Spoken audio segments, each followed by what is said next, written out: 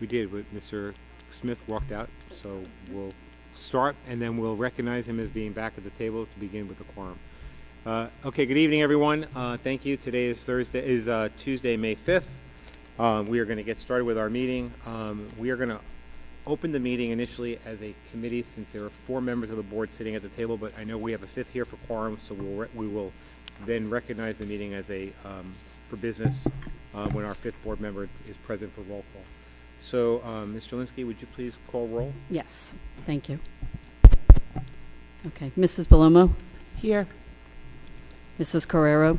Here. Mrs. Gandhi? No. Mr. Hyatt? No. Mrs. Shankeski? Mr. Lalansky? Here.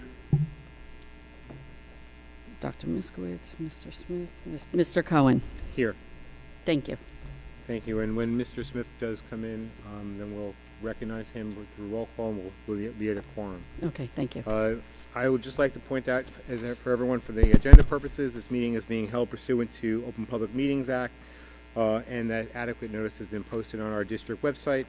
For the purposes of videotaping and public portion of our meetings, we do videotape, and they are available on our website. There are 2 opportunities for public comment during our board meetings that will be available for the community. And since we are conducting our business on a school property, our policy is no smoking or vaping on school grounds. That includes both inside and outside. Can we all stand for the Pledge of Allegiance?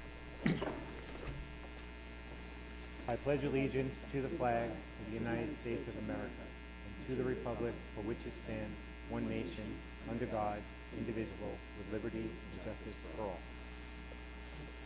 Thank you. I want to thank our board members for adjusting their schedule and accommodating our meeting starting an hour earlier this time, so we can conduct our training.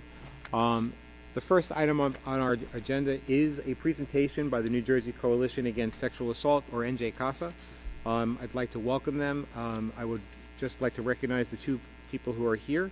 Ms. Denise Rodriguez, and Denise holds a PhD in English from the Graduate Center of the City University of New York, as well as a BA in English from Wagner. She began her career as an English professor at the College of Mount Sinai Vincent, and she later transitioned into nonprofit leadership, serving as a grants manager and community liaison at Hope Academy. She is now the director she's now the co-director of NJ CASA. But I'm also very excited about the fact that she has been a board member. She has served on the Bradley Beach Elementary School Board, including a term as vice president. So thank you for being here. And Mr. Robert Barron. Robert is a graduate of Rutgers University, has been with NJ CASA since 2015, and serves as the co-director. And prior to joining NJ CASA, Robert worked extensively in behavioral health sector with individuals who experienced and were recovering from trauma. Interesting conversation that we had earlier. From this experience, Robert developed a keen interest in providing healing opportunities for survivors at the earliest opportunity. And for more than 15 years, Robert has been working with survivors to support healing, advocating for more equitable systems designed to meet their needs, and promoting strategies to prevent sexual violence from occurring in the first place. I want to thank them both here, and I want to invite you up. They will be providing us with some sexual harassment and awareness training today for the board, and we appreciate your partnership with us. So welcome. Before you start, can you just recognize Mr. Smith? Yes, roll call. Mr. Smith? Here. Thank you. We have Great. a quorum. We now have a quorum. We can conduct business. Thank you. I am going to turn the next hour over to you. Do you have an extra mic? Can you hear me? We can give you 2 mics. How's that? No, that's okay. I just didn't want to stand behind the podium I because don't blame I'm you. too short. Sorry. Okay. Thank you. Okay. Thank you for having us. So our presentation today is Sexual Violence 101, How to Recognize, Address, and Prevent as Leaders in the Education System. And we appreciate all of your interest in this topic because obviously it is very important. So kudos to all of you for an investment of your time in having us present today. So, as we've already said, my name is Denise Rodriguez, and I'm the co-director along with Rob.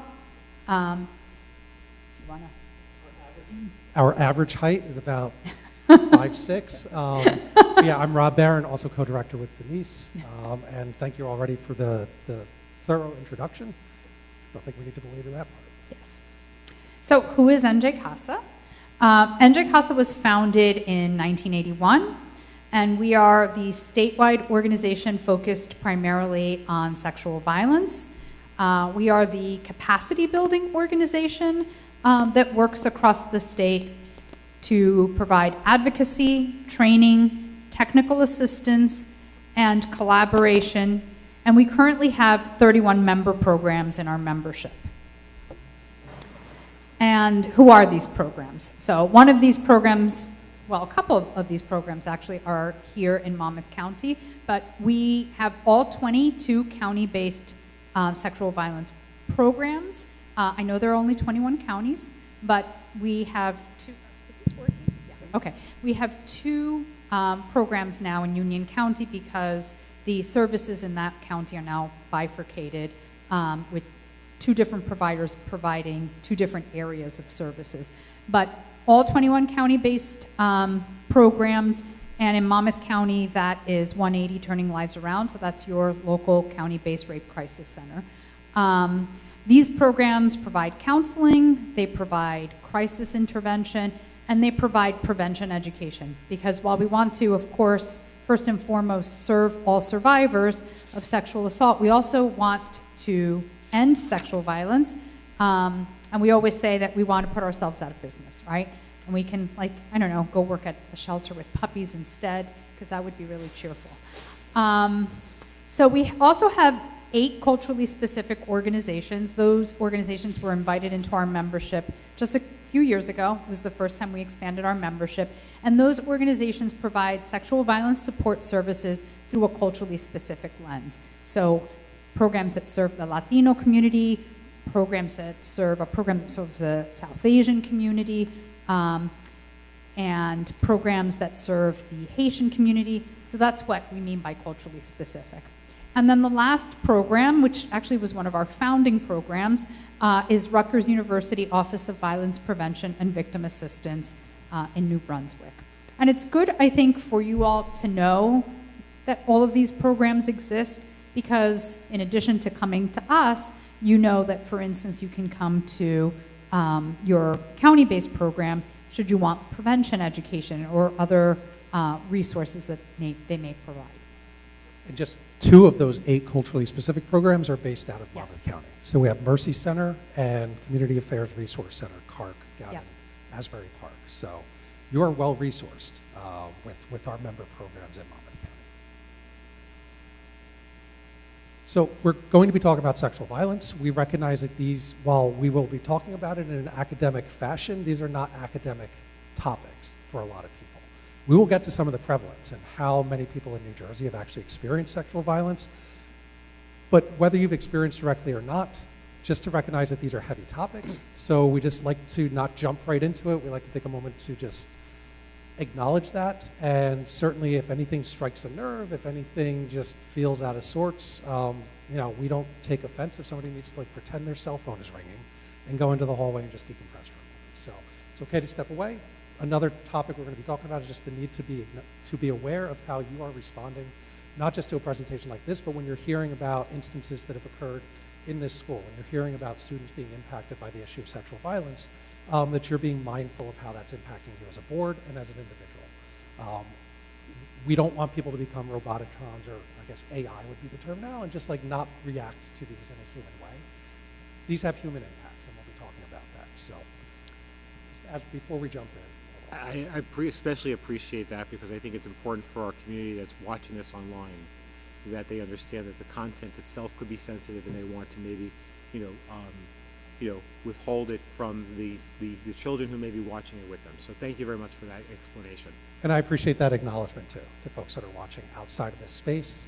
There's no obligation to have to sit through if it becomes triggering or traumatizing. And we don't try to sensationalize anything. We don't try to showcase the trauma, but still we will be talking about trauma, so thank you for that.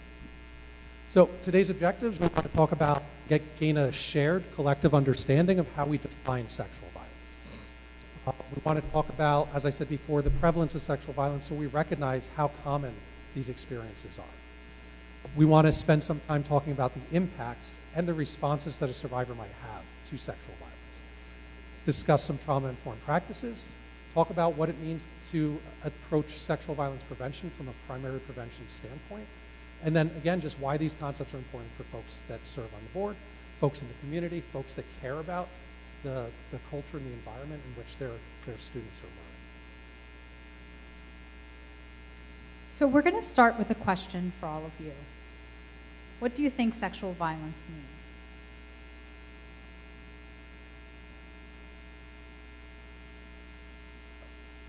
Thought your hand was up. Mr. Smith.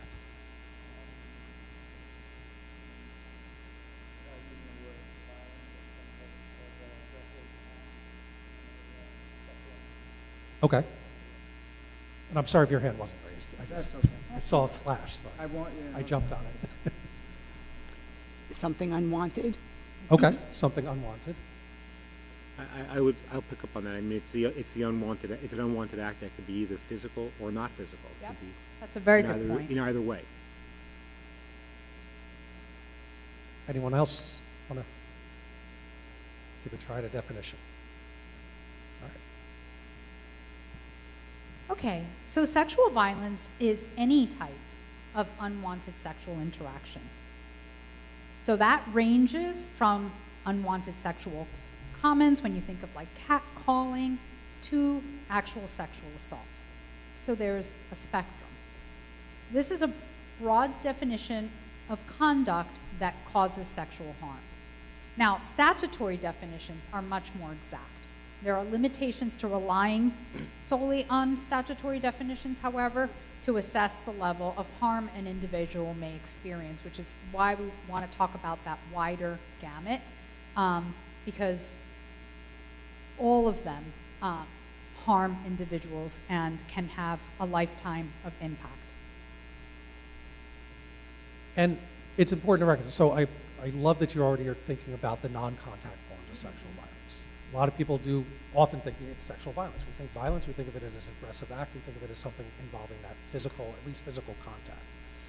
But when we think about non-contact, we can think about things that people don't even have to be in the same room for with today's digital age.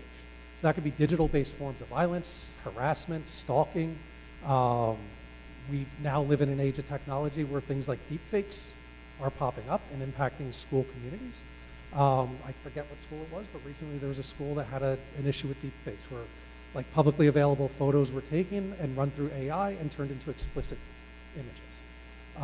There's things like what's called revenge porn, where somebody is posting explicit images that were shared consensually, but then they didn't want that to be shared and broadcast out to other people.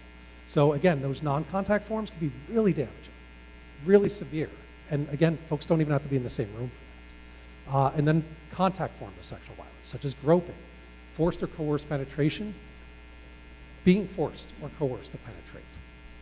Because sexual violence doesn't only occur to folks who identify as female, they can be men and boys as well.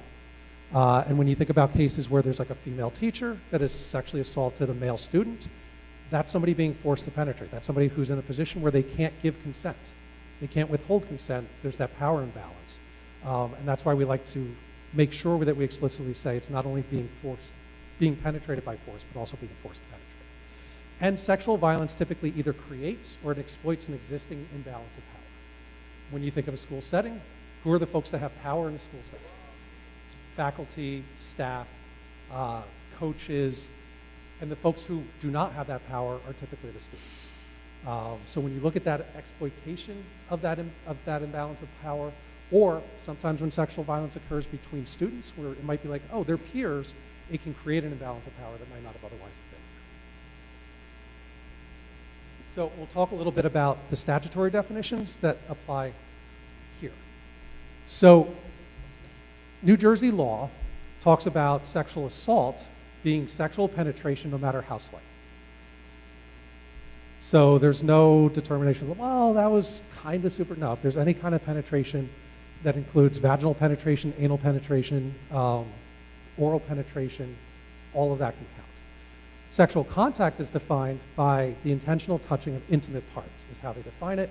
We like to be very explicit: intimate parts, breasts, buttocks, groin, inner thigh, primary sex organs, by either the actor or the victim being coerced to do so. And the purpose, the act, is determined to be for the purpose of sexually gratifying the actor or degrading or humiliating the victim. So those are important legal definitions by New Jersey statute. And when we think about, and we'll get a little bit into consent a bit more explicitly, but New Jersey law requires that affirmative and freely given permission for sexual activity be obtained. Not just, well, they didn't say no, that somebody actually said an enthusiastic and affirmative yes. Consent cannot be obtained through physical force, exploitation, or by an exploitation of that position of power. And we'll touch more on consent in a little bit. Now, Title IX applies to educational institutions, and they have other definitions that involve some additional nuance. So per Title IX, sexual violence is legally categorized as a form of sexual harassment, which is itself a subset of sex discrimination, because Title IX talks about sex discrimination, so it views this form of violence as a form of sex discrimination.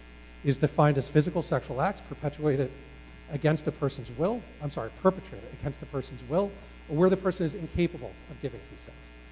So if somebody is impaired, either through like a developmental disability or they're impaired due to a substance, that they're incapable of giving consent. So when we think of sexual violence, it's important to think of who does it happen to? And the truth is that it can happen to anyone. It can happen regardless of your age, your identity, your background, your socioeconomic status, your educational background. And in a school setting, that means it could happen to a student, it could happen to a staff member, it could happen to anyone. And it could also be caused by anyone. Again, same.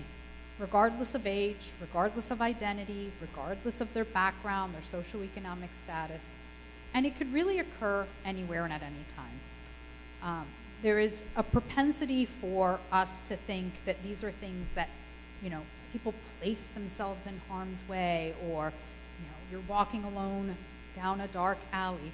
But that is not often the case. And sometimes these things, unfortunately, happen in places of trust, in places of community, and places where typically you would least expect them. So it's important to keep all of that in mind. Do you know the name Dr. Larry Nasser? Does that ring a bell? Who was he? He was the Olympic, is that who you're talking about? Yeah, the Olympic doctor. The team doctor for the women's gymnastics team, and worked out of the University of Michigan, and he abused children for decades. And in the 90s, people came forward and said, he was harming me, he was doing this to me, because he was this esteemed doctor in this privileged position. They believed him when he said, I was just performing a medical procedure. I was doing an examination, I was doing the therapeutic intervention, and they disregarded what these survivors said because they were children. They believed what this doctor said because, well, he's the authority, he's the professional. And after those cases that were reported initially in the 90s, he then continued to harm people for decades following that before he was finally held accountable. So again, this idea that it can be caused by anyone and it can occur kind of out in the open, and still needs to be taken seriously when we think about that exploitation of that power. Another example of that is when you go to colleges and they have the blue lights. And the idea being that, if you have a student and they're walking down this dark path in the evening and they have somebody jump out at them, statistically speaking, that's less likely to be the way that a person encounters sexual harm. The greater chance is you go back to somebody's room for a study session and it's somebody that you know. So we have to kind of recalibrate our thinking of, who this happens to, how it happens, where it happens. Now let's talk about the prevalence of sexual violence here in New Jersey, because it is staggering. So in New Jersey, there are approximately 2.7 million survivors, and that's of contact sexual violence. So that doesn't include sexual harassment, like workplace harassment. It doesn't include stalking. It doesn't include cyber harassment. This is actual sexual contact. So that's 1 in every 3 people about in the state of New Jersey. That means that the chances are that you may know someone, you know, it could be your neighbor, it could be someone in your family that has experienced sexual violence. Over 37% of women have experienced contact sexual violence, and approximately 15% of men have experienced contact sexual violence. And that's important too, because we talked about it earlier. Statistically, yes, it's higher in women, but we see that men are impacted too. And the prevalence rates are higher among individuals with historically marginalized and minoritized identities. And when you think of the risk factors for those individuals, whether it's, you know, that they are more vulnerable, whether it's that they are less likely to be believed, there are a range of factors that impact those prevalence rates. For example, in the disability community, there are much higher rates of sexual assault to individuals with disabilities. And you think, for instance, of circumstances where, unfortunately, they may depend on somebody to be a caretaker, and their dependence on that person may create one of those power dynamics that can be exploited. Or, unfortunately, a lot of times, individuals with disabilities may be infantilized and therefore not believed when they come forward and say that this happens to them. No one would do that to you. And these are incredibly stigmatizing realities that individuals have to endure in addition to the abuse. So, prevalence of sexual violence, according to the CDC's Youth Risk and Behavior Survey Data Summary and Trends Report from 2013 to 2023, so it's fairly current, 13% of female and 4% of male high school students were forced to have sex, or a 9% total. Now, 17 of LGBTQ plus students reported being forced to have sex. And again, that's where you see some of these disparities influencing those totals. 11% of high school students were forced to, quote unquote, do sexual things, including touching, kissing, or being physically forced to have sex. That's 17% female, 6% male, and 20% LGBTQ plus. And this is why we appreciate you bringing us in here, because a lot of school districts like to say, well, this doesn't happen in our school district. Our students are not engaging in this, our students are not causing this kind of harm. But when you look statistically, it is happening. And as we said in that previous slide, it can happen anywhere, any place, regardless of, you know, the median income of the households in the community, or where you're located next to a major city or not. Like this happens, and it happens in schools across our state. That data was national data, right? Mm-hmm. This was national. Yeah. Thank you. So sexual violence is best understood within the concept and in the context of consent. So what do we think we mean by the term consent?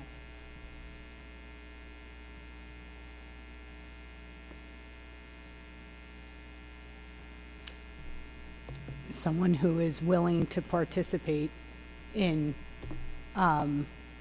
or someone, so sexual violence. So if somebody is not willing to participate, incapacitated, unable to consent, minor, all of those things would be the context of, that would influence consent. Yeah, and the other thing that's important to think about with consent is that you may consent and then decide, you know what, changed my mind. And that's really, really important to remember. So when you say, is this okay, that's not a rhetorical question, right? That can change at any point, and that's really important. And it's a really important thing for kids to realize, right? Because we're not socialized. If we look at the media, and we'll talk a little bit more about like the media influence later, but if we look at media representations, sometimes I'll watch 80s movies with my kids, and I cringe because I think we've come a little way, not as far as we should, but there is no representation a lot of times in some of those films of consent. So it's a really important, it's fundamental, it's rudimentary to these conversations. I feel like your hand was up for real this time. I'm sorry, I missed your hand. Yes, explicit. Yeah, Explicit, some people say enthusiastic, explicit, and again, ongoing consent. And not that blanket consent. Like, well, you agreed to come to my room. What did you think was going to happen? They agreed to come to the room. Right, Okay. not implied, that's Okay. great. So understanding consent. Consent only exists if it can be freely given. So when we talk about those power dynamics again, you have to keep those in mind. Can a teenager ever properly consent when we're talking about a teacher or an older adult? No, because the power dynamic is such where there is a tremendous amount of control that that teacher holds. It is absolutely inappropriate, and it goes against the fundamentals of consent. It can be freely withheld, right? Again, you can change your mind at the very last minute, and you have still said no.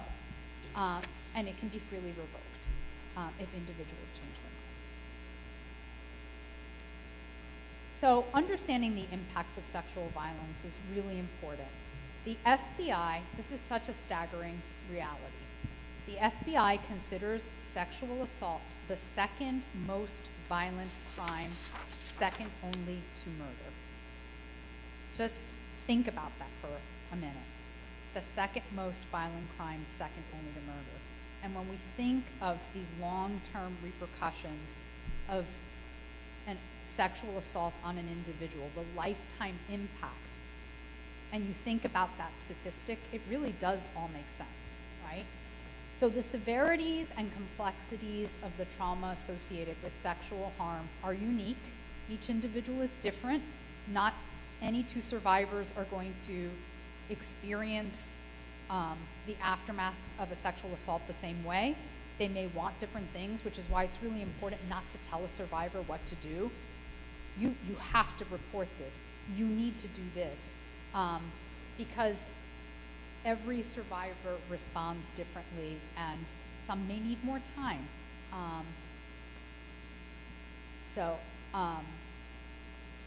Additionally, the reactions a survivor may have in the midst or immediate aftermath of a sexual assault can be counterintuitive. They can be unexpected or even surprising to witness, even to the survivor. And this is where sometimes, unfortunately, survivors aren't believed. What do you mean you don't remember? Then it didn't happen. Or what do you mean this feels out of sequence? So you must be making it up. A traumatic event, which we'll talk about a little later on, can really impact a person to the degree that they have a hard time processing, recalling information, putting information in sequential order that it happened, remembering specific details. It just can be very hard. That doesn't mean it didn't happen. It means that it's really hard for that individual to process such a traumatic experience. So I don't want people to get scared when we say the word neurobiology. But nobody's going to leave here being a neuroscientist. But it can be helpful to think of our trauma reaction as through a neurobiological lens. And when you're thinking about like how somebody who's made a report, somebody who has said that they've been sexually harmed, how they reacted in the immediate aftermath or while it was actually happening, we can look at that and it can seem very counterintuitive. Like, that's not what I would do if I was in that situation. It doesn't seem reasonable to think that this person would respond or not respond in that way. And what we want folks to leave here with is understanding it is actually reasonable if you understand just a little bit of how the brain responds to trauma. So you may recall back to your anatomy and physiology days, dissecting a frog maybe in biology class, learning about the systems of the brain. The limbic system is our basic, some people call them the lizard almonds in the brain. They are the part that we share with like all invertebrates, from fish to reptiles to birds to ourselves. And they're the parts that have kept us alive through eons of evolutionary history. It includes the amygdala, which controls sensations of emotion such as fear, anxiety, and anger. The hippocampus, which is crucial in forming memory. The thalamus, which processes sensory information like sights and sounds and smells. And all of these get activated and triggered when somebody is experiencing a trauma, when somebody perceives a threat. Also, what happens is that your prefrontal cortex shuts down. So your ability to kind of like choose and rationalize your behaviors starts to shut down while your primal part of the brain activates to keep you alive. So when somebody has that going on with those systems of their brain, they might not be able to recall, as Denise said, certain details. You might ask them like, well, when did this happen? Was it between homeroom and first period or second period and third period? And they're like, well, I was walking through the hallway and I knew it was chicken patty day because I could smell that coming out of the cafeteria. And you're like, well, I asked you what time it happened. They're like, well, I remembered I was wearing the shoes that squeak a lot when I walked down the hallway. They're remembering very finite and clear details that don't seem relevant to the questions you're asking. And a lot of folks will interpret that as somebody lacking credibility. Because they're like, well, they're evading my questions. I'm asking them a very clear question about what time of day this happened, and they're not giving me the details. So it's important to recognize that as a sign of trauma rather than somebody being evasive or somebody trying to be deceptive. And the other thing, too, is when somebody experiences like the fight, flight, or freeze response, they might not recognize why they responded the way they did. So they might see it as very counterintuitive themselves, or just they don't understand it. So how many people have heard of fight or flight? How many people have heard of freeze in that? How many people have heard of fawn? So fight and flight are very kind of self-explanatory. You're either fighting something off or you're running away from it. Freeze, you kind of become immobile. And I don't know if anyone ever watches Shark Week. Been watching it for over 40 years. Ever see what happens when you turn a great white shark onto its back in the water? It goes still. It becomes docile. This apex predator cannot move. You can draw blood from it. You can take measurements. You can pull a tooth from it. And it's just going to lay there. It can't control it. It's called tonic immobility. And sometimes people, when we experience a trauma, we go into that same state of tonic immobility. If it can happen to Jaws, local Mattawan celebrity, if it can happen to Jaws, it can happen to people in that situation. And you'll hear survivors say, I don't know, I wanted to fight them off, but I couldn't. I don't know why. I wanted to scream, but I couldn't make my mouth work. And they question and judge themselves and blame themselves for what happened to them because they think they should have stopped it. No, their body just went into this state that they can't control. And then fawn is, we hear this from survivors too, where you're almost placating the person that's causing you harm. It's like, I don't know why I did this, but I was rubbing their back saying, it's okay. The whole time they were harming me, I was telling them it was okay. I was reassuring and soothing them. And these are not conscious decisions, they're reflexes. And we might think we know how we would survive, but if that lion came alive right now, we don't know how we would respond. It would jump out of there, it would be like this high at the shoulders, it would be staring us down, hungry, snarling, and some of us think, well, I'd grab a chair and I'd fight it off. No, you might grab that chair and run the other way while still holding the chair. Some of us might freeze, some of us might actually try to fight it off, and some of us might be like, oh, I've got some beef jerky. Are you hungry, little guy? Like, let me try to feed you and calm you down. And why these evolved and survived in us is because as a group walking across the savannah, depending on the temperament of that tiger, that lion, some of these responses would serve most of us well. If I run, that lion's predatory instinct might kick in and he might go after me first because I ran. If I stay still, he might be injured. He's like, ooh, easy meal. You froze, I'm going to pick you off and eat you. If you try to fight it off, it might be protecting its young, and that might be like trigger a greater aggression. So we evolved, our brains evolved to keep us alive as a collective, not to provide testimony, not to share the experiences of our trauma in a chronological way, but to keep us alive. So when you're hearing reactions from people that just don't seem to make sense, keep that in mind that our brains evolved responding to threats in a way that has benefited all of us. We're all here, and all of us, whatever a reasonable person might do, needs to take into account all those various responses to trauma. Can I just, I'm just curious about the form. So are you saying, if I'm understanding correctly, are you saying it's sort of the victim's sense of that they did something wrong to bring this upon them in some ways, and that they're trying to rationalize it? Is that, Well- is that a fair way of characterizing it partially? I mean, I know there's probably other ways of Yeah, it's a great question. So sometimes, based on that initial response, a survivor might say, I should have stopped it. Maybe not that I brought it on, but I should have stopped it. Now, the things that could make a survivor start to think, I should have made better decisions before it, are how people typically think of sexual violence prevention, which is you're going to hold your keys like brass knuckles when you go through a dark parking lot. You're going to make sure you have pepper spray. You're not going to go to a party alone. If you go to the party, you're not going to accept a drink. You're going to be mindful of what you wear. All these things that we think we're telling people to do to keep themselves safe, which starts with the presumption like you're going to be harmed, so you need to do whatever you can to reduce your risk. We're going to talk a little bit more about like prevention from a different model, because when a survivor who has heard all of those messages throughout their life then experiences harm, they start to go through that checklist and say, well, yeah, I know this person is somebody I grew up with, but I shouldn't have walked home from the library with them. Or I shouldn't have gone up to their room, or I shouldn't have invited them. They start to second guess what they did, because they've been told that the responsibility for preventing harm lies with the person who had been harmed. Instead of flipping that narrative to it should fall on the person who caused the harm, and let's look at those risk factors. So great question, and we'll get a little bit more into that in the prevention. And what Rob has just been talking about are the impacts immediately in the aftermath of a sexual assault. But what we know is the impacts are very long-lasting, right? This is not something that somebody can just brush off. And sometimes when you are addressing the needs of a survivor, the instinct may be you just want them to feel better, right? But you have to be really careful not to minimize a person who has experienced an assault, because the trauma is so complex and can be so long-lasting. So some of those impacts are social, right?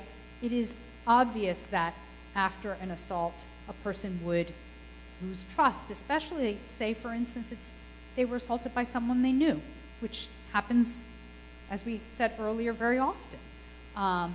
Lack of intimacy, because obviously now that experience has been tainted by something that is the antithesis of what it should be.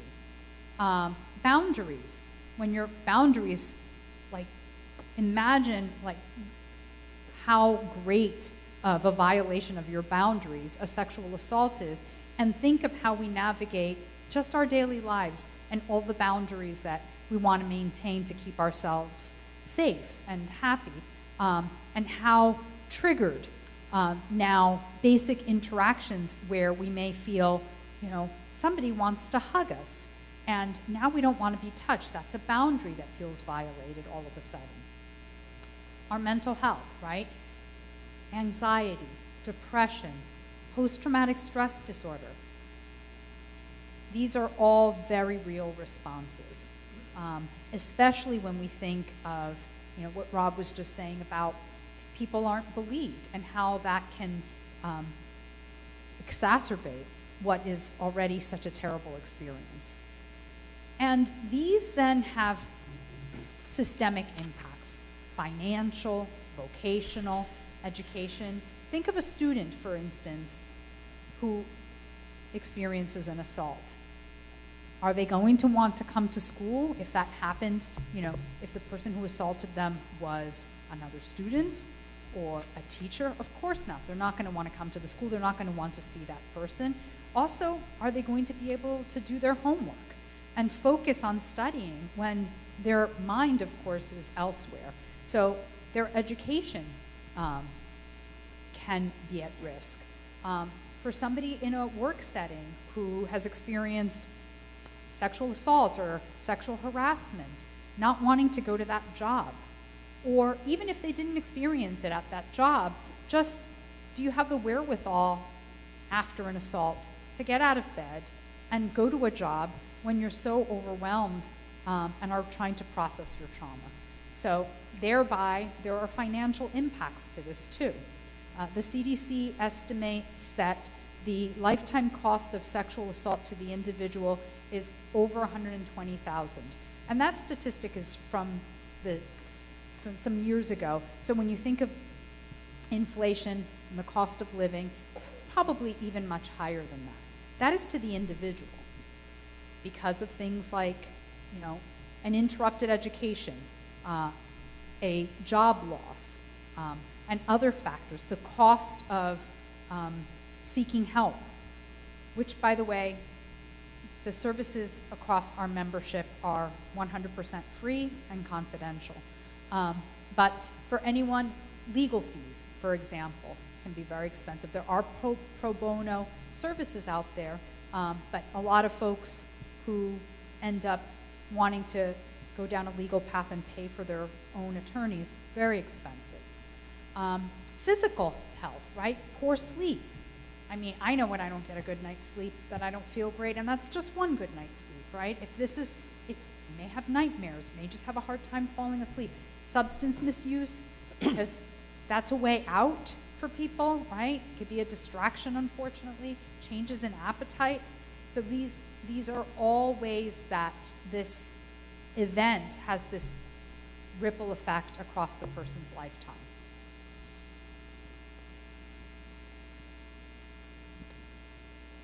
So impacts are not only experienced by those who directly experience sexual violence, and that's really important to know too. When we started this training, Rob read a statement early on about taking care of ourselves and, you know, watching our nervous systems and possibly feeling triggered, and it being okay if you needed to step out if any of the information was too triggering, because this is a triggering topic. It could be that you know of somebody who's experienced an assault. It could be that somebody has experienced an assault themselves, or it could just be that as human beings, we care about what happens to other people and are hurt and upset when we see someone suffer. So bystanders and observers can be very triggered by seeing or witnessing an experience of an assault. Family members, because this is your loved one, so of course this is impacting you. And those who receive disclosures or have to investigate complaints. It may be your job, but it doesn't mean that it's not traumatic. We have, in our field, we do kind of like vicarious trauma trainings and sessions for our membership because our colleagues are in these fields and they're speaking to survivors day in and day out, and we know that they need self-care and they need to be able to step away. So these are all important things for us to be conscious of as part of a school community. And I'm realizing I should have added a bullet to this. Community members as well. There could be people that were not in the near vicinity of this, but they find out about it, that this impacted somebody in their school, and that can trigger and be very traumatizing for folks in the community at large. And when we're talking about this, what we're really talking about is what we call vicarious trauma. And vicarious trauma is the emotional and psychological impact experienced by individuals who are not directly traumatized, but who are indirectly exposed to the trauma of others. And as members of a board that reviews and evaluates in cases involving sexual violence and misconduct, it is important for you to be mindful of that impact because it could happen to you, right? And it's important for you to realize it could happen to your colleagues in these spaces, and to just kind of take care of yourselves, take care of each other when in the unfortunate instance that this comes up, because it can be difficult for people who are not the survivor themselves to also navigate. So we said we'd start to reframe the paradigm of sexual violence prevention a little bit. So again, we're not going to turn you into sexual violence prevention coordinators, but hopefully it helps to understand, and also where some of the traditional approaches that we look at and have come to rely on to prevent sexual violence might be flawed in some ways. Like we were talking before, they can cause somebody to internalize the blame for what happened to them. So our view of sexual violence is that we want to prevent the harm before it even occurs. If somebody has to pull out their pepper spray and fight off an offender, they're already being harmed by that attack. Whether the person is able to successfully complete a sexual assault or not, that caused harm and trauma to that individual. So we want to prevent it before it even gets to that point, before somebody even needs to take one of these risk reduction approaches. We also affirm that sexual violence as a public health issue is 100% preventable. And I'm curious how that feels. I see some smirks, I see some heads, I see some eyebrows raised. So how does that land for us to say at NJ CASA that sexual violence is 100% preventable?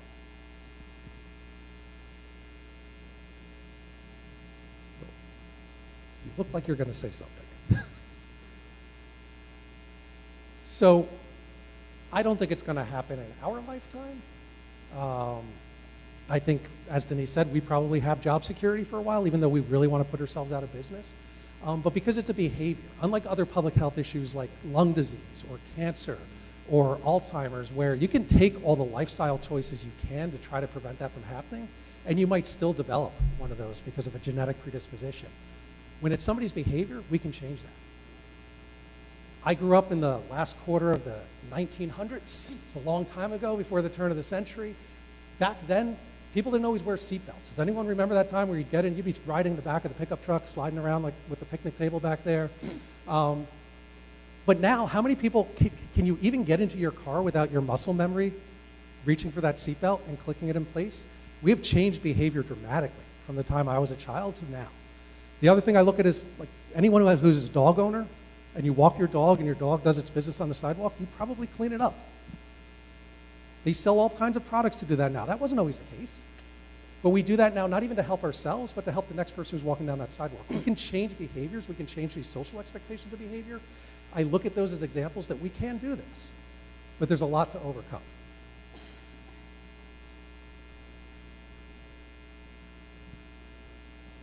So this video kind of shows how you can start having prevention messaging with young children without even talking about We've been hearing a lot about sexual violence in the news. It's really important that we're finally talking about it, but it can be overwhelming. So let's discuss some good news. Sexual violence is 100% preventable. The reality is that we all want to create and live in a better, safer world. So how do we get there?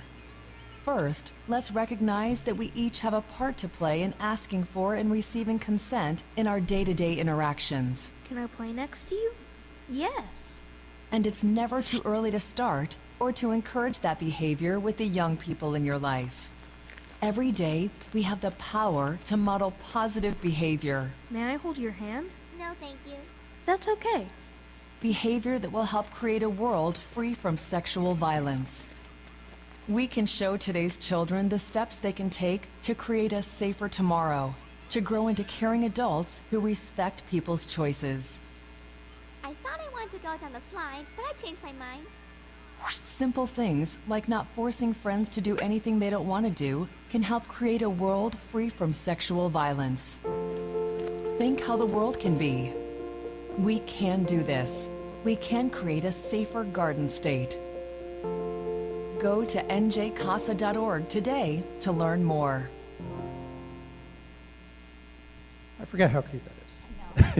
I never get sick of it. One of the first projects Denise worked on when she joined NJ CASA. So kudos to Denise and a great consultant. So what that showed is, like, we don't always do a good job teaching children about consent, but it would be really easy to. You don't have to talk about it in a sexual context. Like that example of somebody climbing up to the top of the slide and deciding, I don't want to go down, and instead of being pushed down the slide, they're allowed to change their mind. I already committed, I walked to the top of the stairs, and somebody could say, well, you walked to the top of the stairs, you're going all the way. But how does that same dynamic manifest when youth and adults are starting to navigate sexual dynamics? And why it's so important to address things early on. Lifelong New Jersey residents in here might remember a certain death trap up in North Jersey called Action Park. There was a ride there. There was a spectacle there called the Tarzan swing where you waited online for hours, you then got to the front, you held onto this rope, and only then realized you didn't have the upper body strength to hold yourself before plunging into a pool of water. And the line of people became spectators, egging people on. And if you tried to change your mind when you got there, you were ridiculed, insulted, called all sorts of salty New Jersey slang words. And it was like, no, you waited online, you got there, you're going, you're not gonna wuss out on this now. So again, this whole social experiment that was Action Park showed like how badly we understand consent and how we try to coerce people into doing things with threats or mocking and things like that. And these are things that we can deprogram and start to teach different messages as early as on the playground at early ages.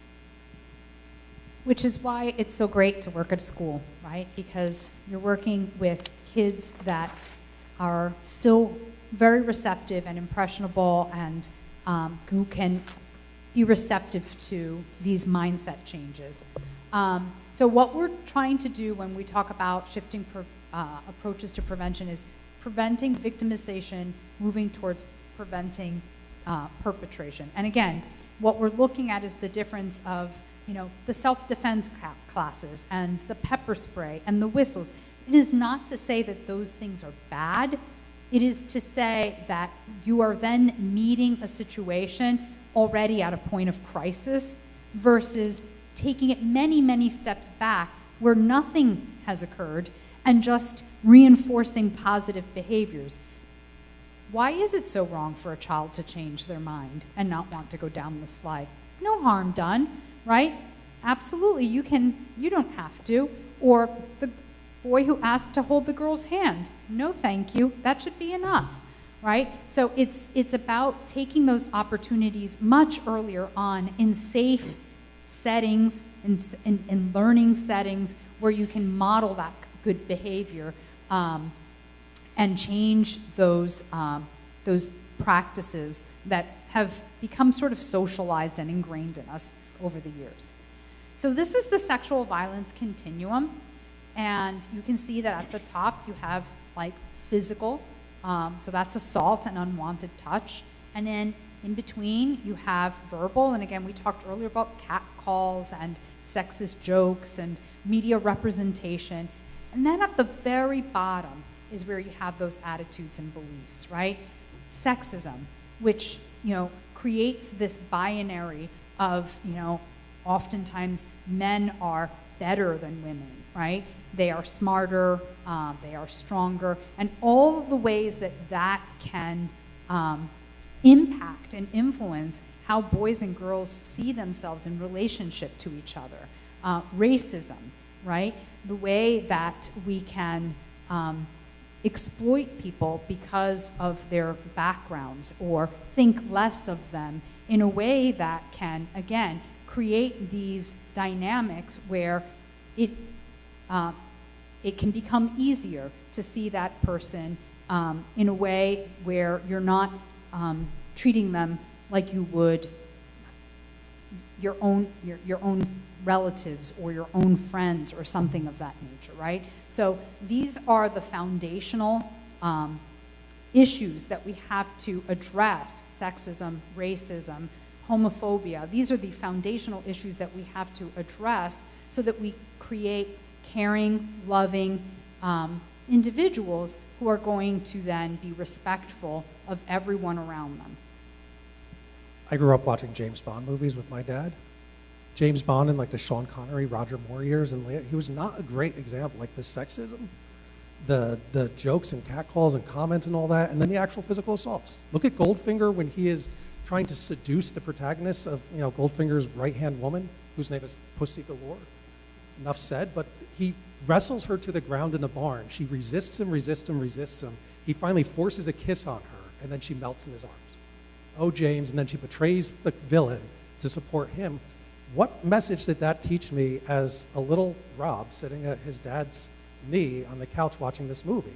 These are the attitudes, the verbal, and the physical, all kind of in one example. And we like this illustration because if you can chip away at the base, like any pyramid, if you chip away at the base, like a sandcastle at the beach and the water coming, it's going to wash the whole thing away. So if we can address those early on, they don't turn into those overt forms of harm. And the beauty of it is that it also just creates happier, healthier environments too. So not only are you addressing the problem of sexual violence before it occurs, but you're also addressing so many other issues that are caused by these biases. So we can start teaching consent at an early age to make consent the norm, and that's really important. So what are things that undermine consent? A perfect example, give your grandmother a kiss, right? Like, of course it's nice, right? It's grandma.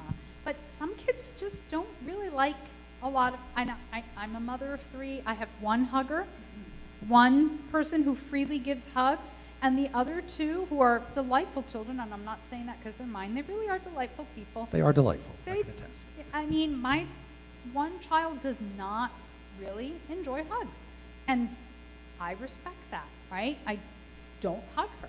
I tell her I love her. I express what is expressed through a hug in other ways. I'll leave her little notes, but I just know, and I'm not disappointed. I don't think that it means she doesn't love me. It's just not who she is, right? So we have to be really sensitive to the fact that children may love that physical contact with an adult, a grandparent, a parent, or maybe they don't. And that doesn't mean there's anything wrong with them, and it doesn't mean that they should be forced. Another example, girls can't wear spaghetti straps or short skirts, right? Then they're asking for it. And again, that comes to that sexism piece, right? And the placing the onus and the responsibility on the person who is harmed, right? Posting pictures of family and children online without their consent. And that's just another basic example. Like, again, my kids have never loved, me posting pictures of them on social media, so I just don't, right? But it teaches children a sense of autonomy. It respects their boundaries, and in doing so, it reinforces how good that feels and how they may want to then respect the boundaries of others. And with the second example, when you think about how school dress codes are often enforced, often it's the person who is deemed like, oh, well, you're wearing something too revealing. It's disruptive to the class. Therefore, you're the one who's going to be disciplined. Instead of the people that are being disruptive because of what somebody's wearing being held accountable, it's like, oh, you're not responsible for your behaviors because of what that person was wearing. Again, when we think about sexual dynamics, how problematic that message is and how consistently that's often conveyed to youth going through educational systems. So consent education for youth. So focus on teaching youth how to seek consent versus how to give consent. Foster the development of empathy. Again, going back to that pyramid, racism, sexism, homophobia. If we're raising kids who are empathetic and caring, they're going to be taught to love their classmates, their friends, right? To not resort to these biases and instead love and learn from individuals. Prepare youth to respond to rejection, right? The little boy in the video who didn't have his hand held, right? We have to teach kids that it's okay. We've come to a point where like everybody needs to win, right? Like that mindset, everybody's right. And children need to accept rejection and disappointment. It's not the end of the world. They need to be supported. It can be disappointing for sure, but teaching them how to navigate early on that it's okay to be rejected then creates opportunities as they grow older to not overlook a rejection and take advantage of someone. Address disparaging comments. They're stuck up, they're a prude. Again, that's that bottom tier. Like, we can start early on to just reinforce how to be kind. I know it sounds really trivial, but it's really foundational. How to be kind, how to be a good classmate, how to be a good friend, how to be a good neighbor, and all of those being reinforced over and over again in school, at home, in other social settings, in sports, helps to kind of build up that understanding over time. So equip youth with vocabulary and ability to communicate with partners, right? Going back to the consent example, right? And the idea that consent can be changed. Like, you could just decide no, right? Make sure that kids know that they need to ask permission. You don't just take something, right?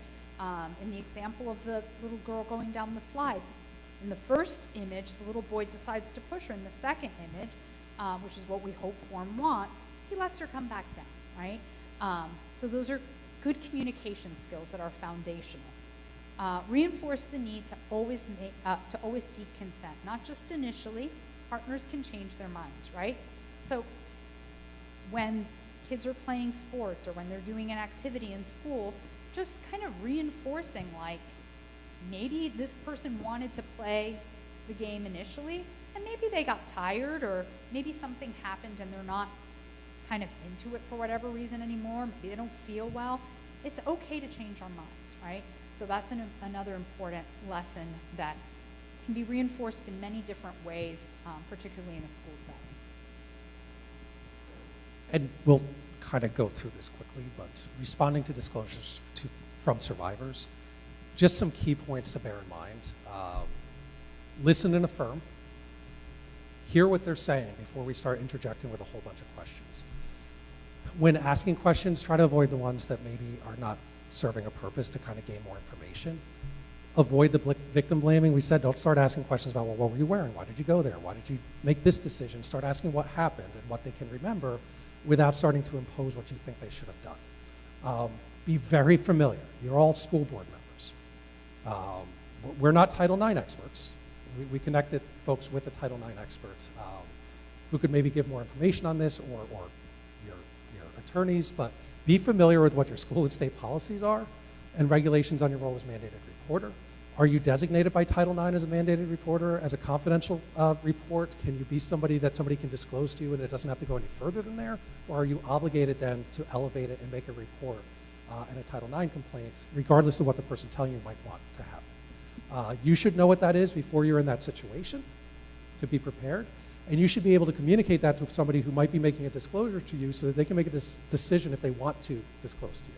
That informed consent, that's another example of consent, that they can choose to tell you, fully understanding what the ramifications of disclosing this to you are. And you should be able to, regardless of all the other stuff, be able to link to external resources. As we said when we kicked off, you're very fortunate that you have 3 great programs in this county who are specialized in working with folks who have experienced sexual violence.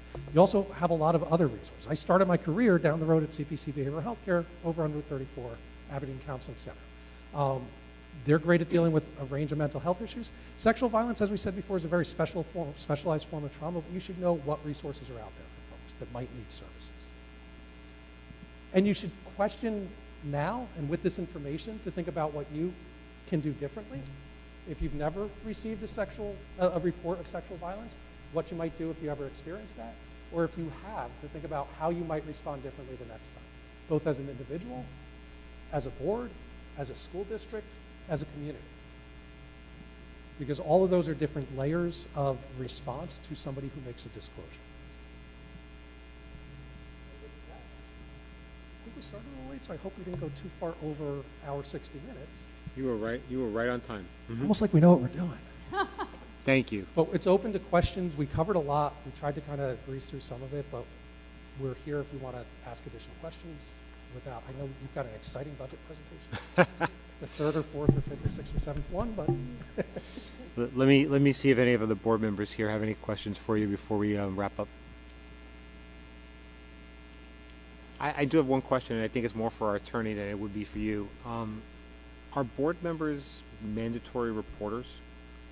That's something I would deal with in closed session with you guys. Thank you. It would be attorney-client advice, so he would have to deal with it. He would deal with it in the context of executive session.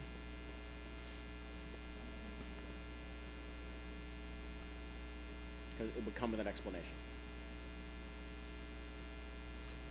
So I do want to thank you.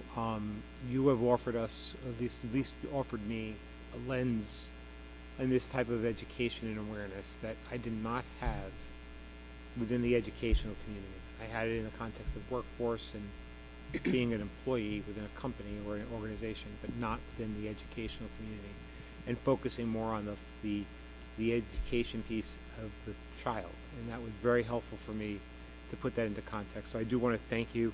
It also, it does create sort of questions in my mind to go back and look at our policies to make sure that we are, in fact, have the best policies we can have to protect our students, our staff, our community in this regard. So thank you very much for that. I appreciate that. And we appreciate you having us in and your commitment to addressing this topic, this issue with care and consideration. Thank you. And I just want to say, from a school perspective, when you think of, social emotional learning, and so many of the foundational tools that schools use to introduce concepts to children are utterly aligned with everything that we're saying. So really, I know that this is a lot of new content, but if you look at it through the lens of what, as educators, I know many of you are already doing, and as school board members are already doing, it really complements all of that work, and it just strengthens it, really. Thank you. Thank you very much. Thank you.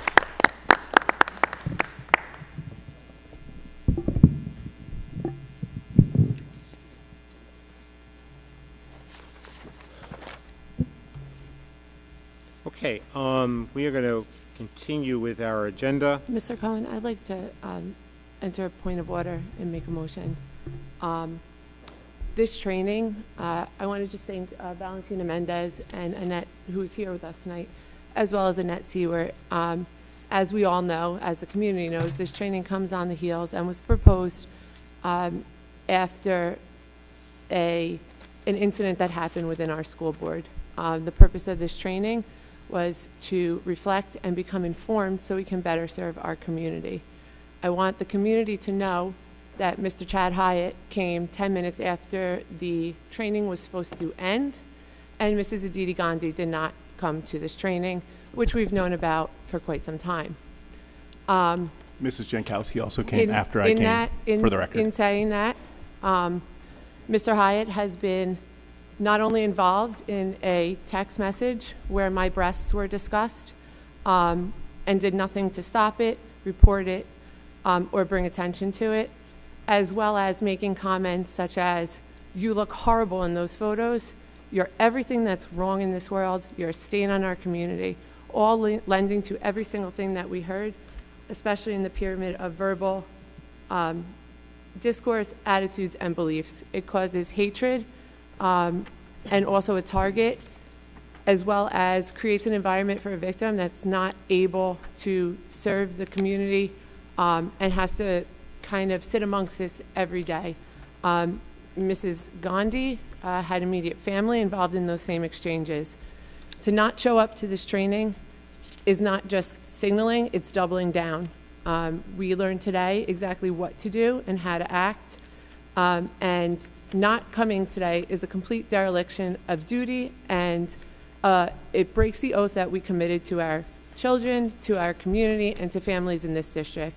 If you cannot attend sexual assault training and sexual harassment training, how are you going to serve children? God forbid this becomes an issue. We've seen many issues in this district. We discuss many topics, both publicly and privately. This is a training that every single person on this board should have been at, and some on this board have proven that they really did need. So I'd like to enter a motion and enter into a vote of no confidence for board members Chad Hyatt and Aditi Gandhi, that they cannot serve this community if they are not equipped to become knowledgeable and learn about what we need to do to best serve the children that we claim to protect. Okay, just as a point of order, that should be under new business, so can we bring that up under new business, please? No, I may not be in attendance under new business, so I would like to have the point of order right now and enter a motion and a vote of no confidence.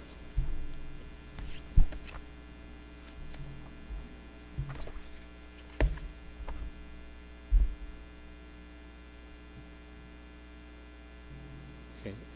So with due respect, according to our attorney, that's a out of order motion that should be done under new business, and I apologize if you're not going to be here and can't bring it up then, but someone else could bring it up for you, but we'd have to take that under new business. We've had motions made after agenda items. This is a listed agenda item on our agenda.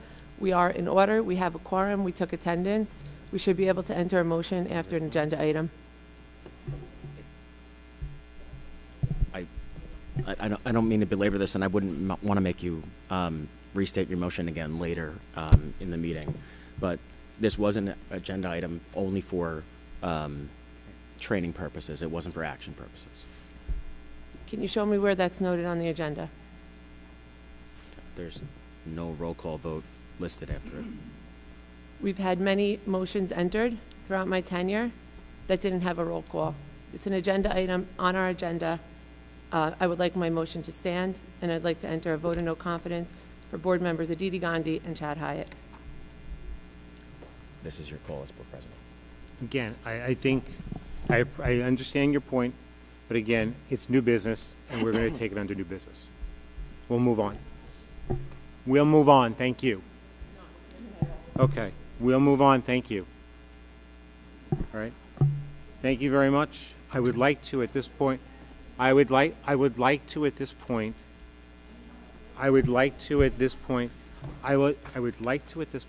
point out that at last meeting we had recognized and celebrated the career of a individual who works here at I don't the district. understand how you can just move on so quickly. Excuse me. I don't understand that as a leader of this community who's taken an oth to protect our I did children. not shut you down. I simply said We it's new just learned business. how. Thank you very much. This is. So basically, everything we just learned in that training, you're now trying to silence someone. I'm not silencing you at all. I'm just asking Okay, you to Mr. respect Cohen. the order of I think business. the community knows I'm where asking you you to stand on respect the order. protecting children and women and the community. I'm asking you to against respect the order of sexual business contact that's and this not be under new wanted. business. If you're not satisfied with that, I apologize that you're not happy with that, but that is the order of business. Thank you. I would like to go on. We had last meeting celebrated the career of an individual, Miss Liz Walsh, and recognized her for her many years of service here. I think at that point it was 31 years. And we all had some wonderful comments that were made about her, both from the community as well as from board members. But it's with sadness and deep sadness that I need to announce that Miss Walsh had passed recently. She was a dedicated member of our district for over 31 years. She joined here in 1995. She faithfully served as the administrative assistant to the business administrator, supporting generations of district leaders with professionalism and care, and that also includes board members. Liz was known for her warmth, her storytelling, and lasting relationships that she built across this district, and she will be deeply missed by many. We expend, on behalf of the board and the district, our heartfelt condolences to her family and her loved ones. So please join me at this moment in sort of remembering Miss Walsh with a moment of silence.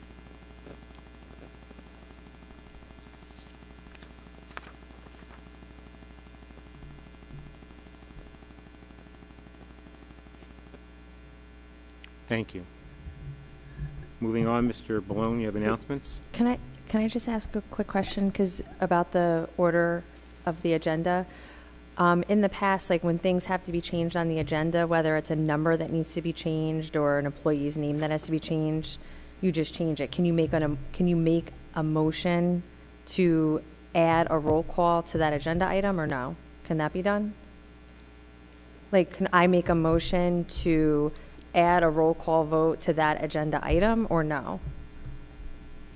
There's no real action to take with respect to that.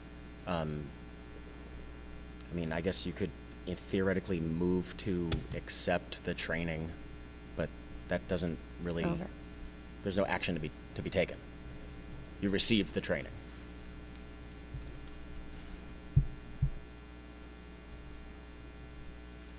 Mr. Balone? I don't have any announcements. Thank you. Next item is communications. None? Thank you. HIB report, Mr. Balone? Yes, this is the HIB report from the time period April 17th, 2026 through April 30th, 2026. There were 3 incidents reported. Thank you. The next item on our agenda is our meeting dates. Our next meeting is Tuesday, May 19th, which will be a regular meeting, and the following meeting after that will be Tuesday, June 16th, which will also be a regular meeting.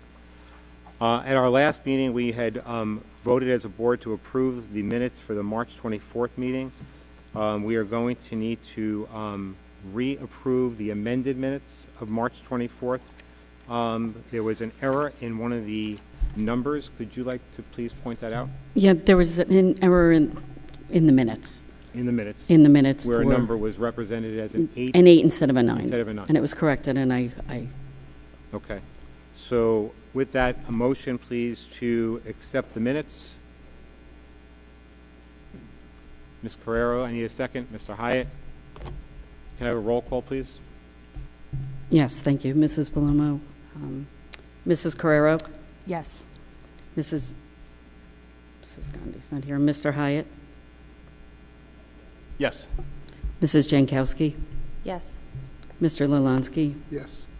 Dr. Miskowitz? Yes. Mr. Smith? Yes. And Mr. Cohen? Yes. Thank you. We are up to the part of our agenda which is the public hearing of our 2026-2027 school year budget.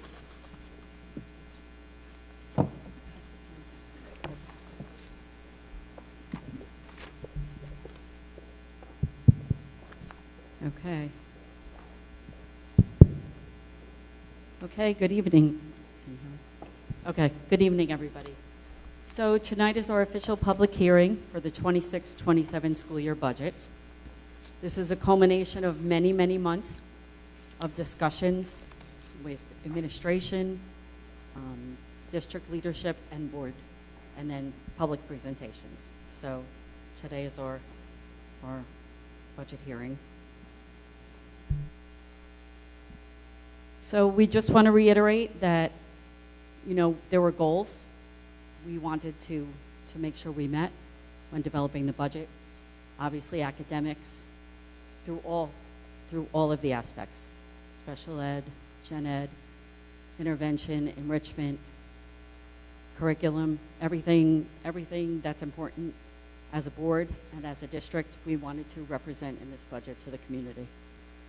We wanted to be fiscally responsible, efficiently use our resources to maximize our budgeted funds. We are very proud of the budget that we have worked hard to present to everyone. Safe, well-maintained facilities. Obviously, school, the academics are very important, but it's also very important for the safety of our staff and students to have our facilities well-maintained. And then transportation, obviously, we transport everybody in the district. We don't have any walkers. We have no courtesy busing. So for the 4,600 students we have, it's important that this is a priority. We started this budget trip back in December with our first budget discussion, and then we went month by month, 2 budget presentations a month. We did it departmental to make sure that we kind of hit everything, and all the budget presentations are on our board website. We are now, we had the preliminary adoption in March after we received our state aid numbers, and now we are at the final adoption. The challenges, there were so many this year. Obviously the big one, health benefits. State health benefits is projected to go up 33%. That's the driving factor in our budget increase this year. The 2% tax levy cap, obviously, we recommend taking it. It's important to maintain the district, but the health benefits created us to have to exceed that cap. We'll talk about that. Revenue and expenditures this year in our general fund, $109 million. So I'll just see. The local tax levy is $96 million of this. 88% of our district budget is paid for by the local taxpayer. It's a large number. State aid is $8 million. It's about 7%. And then there's various other funding sources. But as you can see, the local tax levy is a large piece. And we understand as a board and as a district, but our job is to educate your children, and we want to make sure that we're doing it the best way we can. Tax levy increase of 2%, and then the health benefit waiver is an additional 5.77%, which comes out to 7.77%.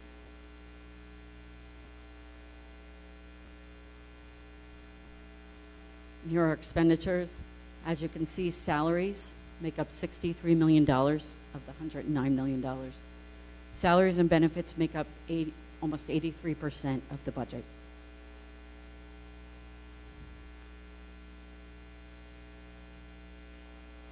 General administration, 2.3 million. Technology, close to $1 million. Security, $500,000. B&G is 8.3 million. Transportation, 2.7. Special services and curriculum is 3.4, and our school-based budgets are 700,000.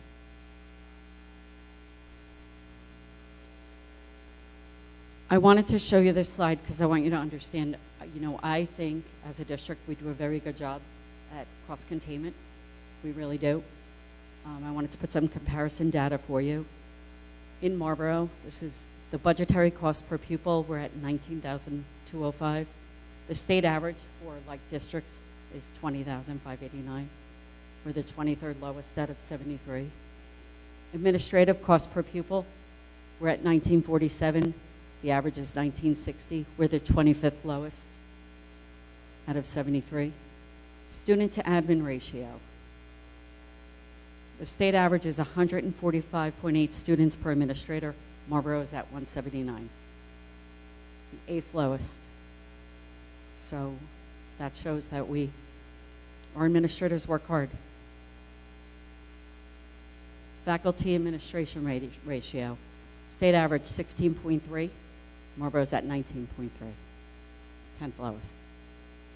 So I think that this helps to demonstrate that we try to focus our efforts on the classroom as much as we can, and not as much in administration. I just want to talk about property taxes. Marlboro is an I district. It's considered a wealthier district in the state. Wanted to do a comparison of the other I districts in Monmouth County to show you with the average taxes. You could see here the average tax bill in Marlboro, this is for 2025, was $12,778. That's relatively low compared to other I districts. I'm not saying it's low for you, everybody. I understand. But for other I districts, I think Marlboro does a good job. And the other ones on this side are just other districts that we've been compared to in the past, or that people talk about.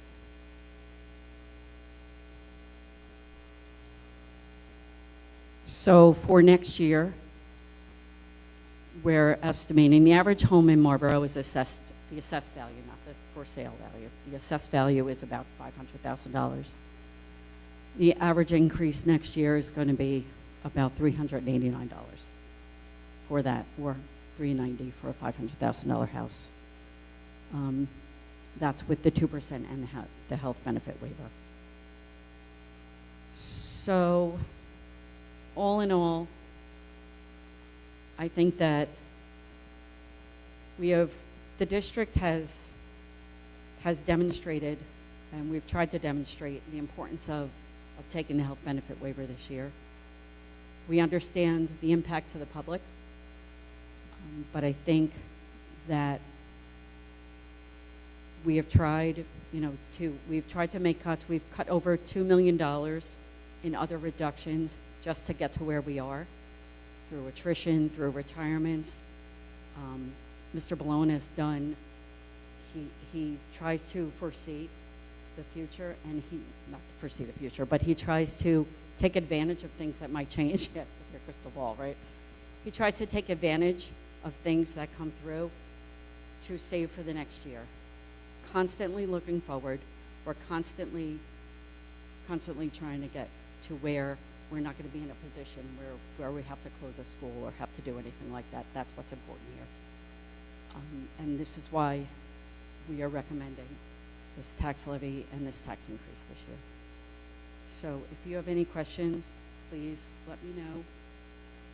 But we appreciate everything and all your support this year.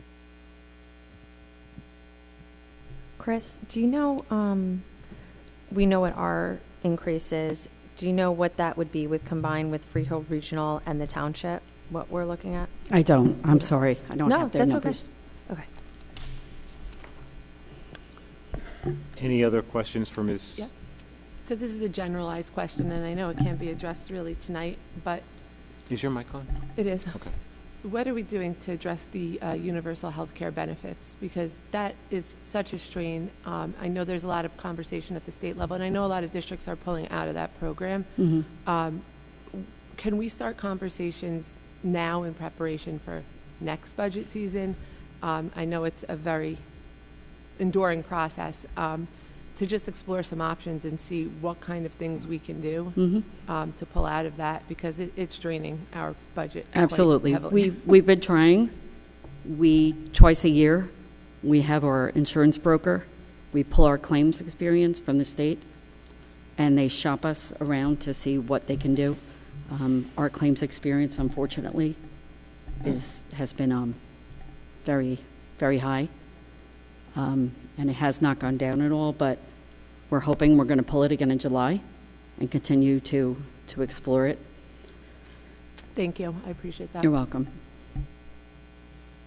Any other questions for Ms. Jankowski? I'm sorry, Jelinski. It's the J's. It was the J's. I apologize.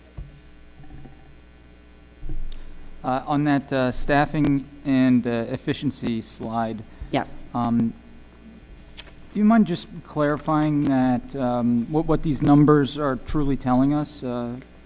From what I'm gathering is that we do have more students per our overall administration, and which means that we are, I guess, handling a lot more as compared to the average. Yes, Is that's that correct? exactly right. We have less administrators than maybe some other districts similar to us. Which generally saves cost. I mean, or- it saves costs. I mean, that's, it definitely saves costs. It allows us to put our resources more into the classroom. Okay. And for directly for the students. Thank you. My last question.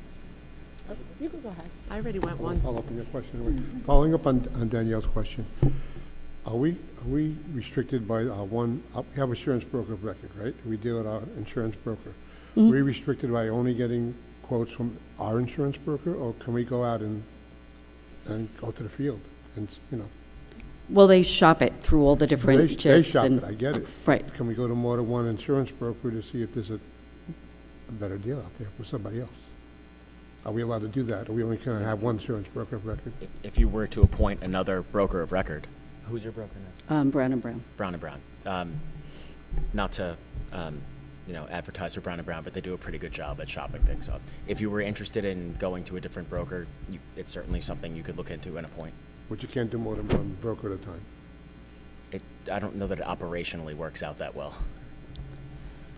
But I can share with the board after the next round of shopping, what it's looking like and what they're actually looking at. I don't know if you can answer this. Do we offer health benefit waivers? Yes, we do. We do, and that must save a lot of money. Yes. I mean, unfortunately, because we're in state health benefits, if somebody else's health benefits or state health benefits, the state doesn't allow you to take the waiver or to pay out a waiver, but it absolutely, does allow people. We do have a lot of waivers. So if you have two teachers in the same district, in this district, who are married, they each have to take the health benefits because they're both covered under. They don't have to. They just wouldn't get a waiver. They wouldn't get a waiver. Yeah. Okay. My last question.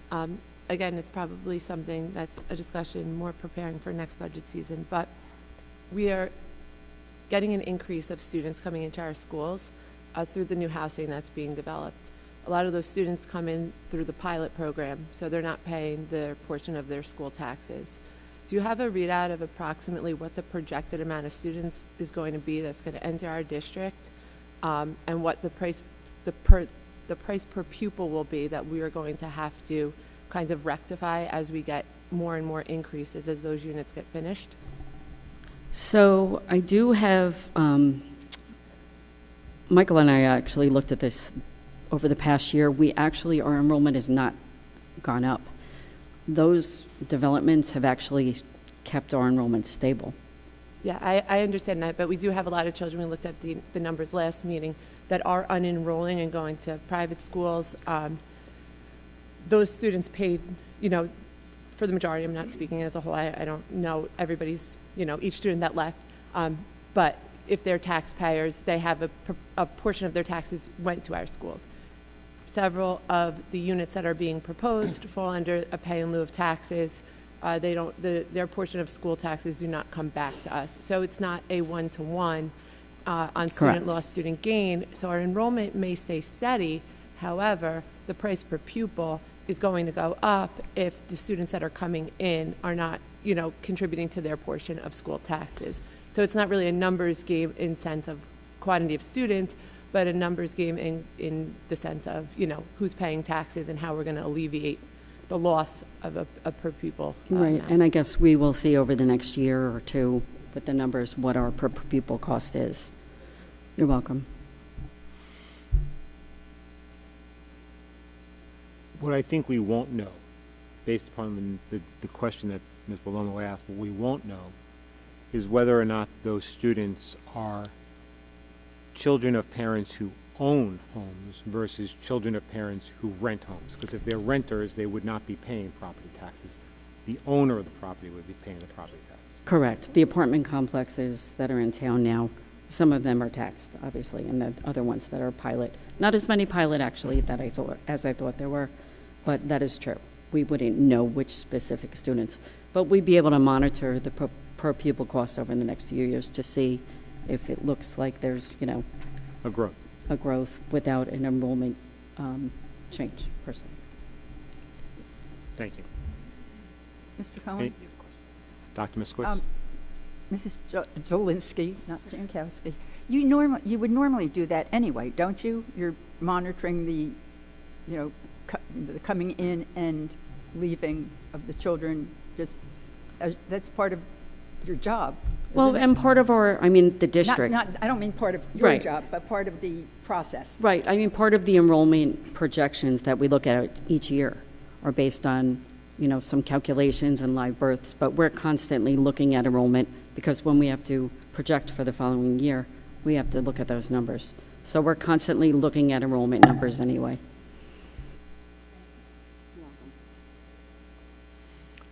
Anyone else for questions? Seeing none, thank you once again for what, Gad? Just on the health benefits, when do we go out to, or have our broker go out to market to try? Like, how does that process work? So state health benefits renews every January. Okay. But they start to do a shop in around October. But they're already going to look at it for mid-year. So they look at it twice a year anyway to see if they can get us out.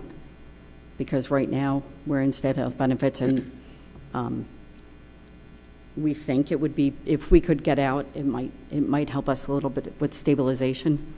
But with our experience, unfortunately, there's not been anybody willing to quote our business.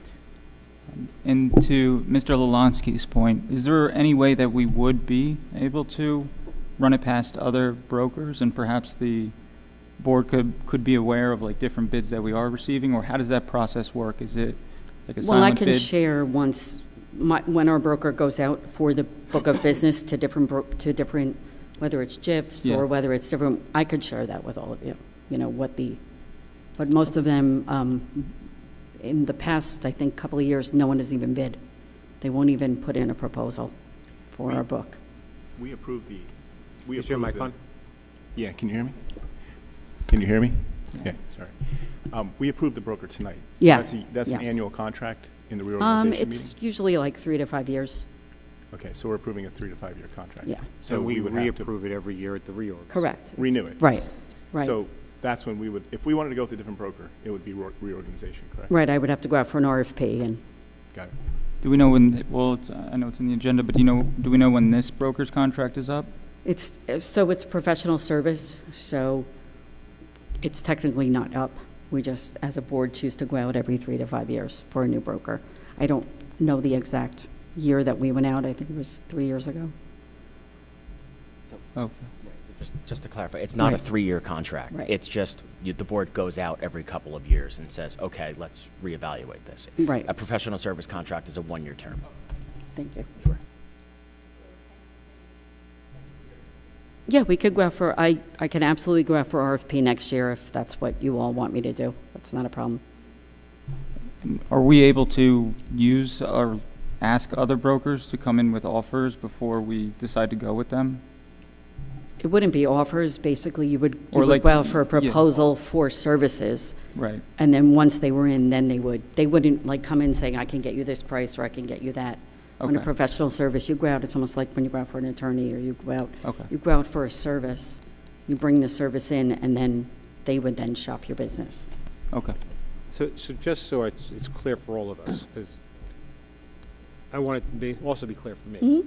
When we talk about our broker, the broker for this particular case goes out and shops all the eligible health insurance company providers in the state of New Jersey and gets us quotes from those who are willing Correct. to provide quotes to this district based upon whatever data or whatever composition we provide. Exactly. They go out to the companies and they also go out to GIFs, to self-insurance, or, different insurance funds. So it's not just, they don't just go to like Aetna or Horizon. They also go to different funds throughout the state to try to get them to quote. But when you have a GIF or a fund and your experience isn't very good, it's very unlikely that they're going to want to take us in. So, But it's not like, you have a broker who only deals with this subset No. of the providers of the No. state, and that's all you're getting quotes from. You're getting quotes from the entire exactly. universe of it, and then you have to figure out which ones we can afford. Correct. I mean, if someone else actually would actually quote on it, then we would evaluate it. And then we would obviously have to take it to the union, and it would be a whole process. It would be equal to or better, obviously, because that's how they shop it. But Brown & Brown is actually very large, so they do have pretty much a wide stretch, but we can absolutely always look at it in the future to change if that's what you wanted me to do. How long have they been our broker? Do you have a sense? Since I started. But they were a different company at first, and I forgot what they used to be called. Do you remember? LDP Consulting, you're right. So. Okay. Thank you. Any other questions on the budget presentation? Seeing none, we're up to the next item on our agenda, which is public comments. Ms. Jelinski? We don't have anybody that signed up. No one signed up. No one signed up. Would anyone like to speak?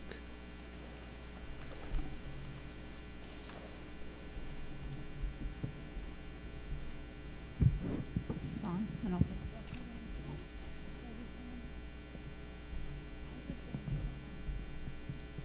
Is it going on? No, I don't. Is it now? Can you hear me? Okay. All right. First off, can you hear me? Yes, okay. I wasn't going to speak before, but I am speaking now because whatever. First thing is that back when I was on this board, and I'm reciting history so that the community knows. So when you support candidates of Mr. Cohen, Ms. Gandhi, Dr. Miskowitz, Ms. Carraro, I don't know about you yet, Chris, I'm still feeling you out, and Mr. Hyatt, I'm going to tell you where we are. Zero accountability, and I mean zero. When I was on this board, and Ms. Belomo was the subject of conversation about her breasts and her nipples by Mr. Hyatt, who was in the chat. He maybe didn't say it, I don't know that, but he didn't shut it down to Ms. Belomo's point. Ms. Gandhi did not play a role, but a family member was involved. Calling your names, you can absolutely speak if you'd like after.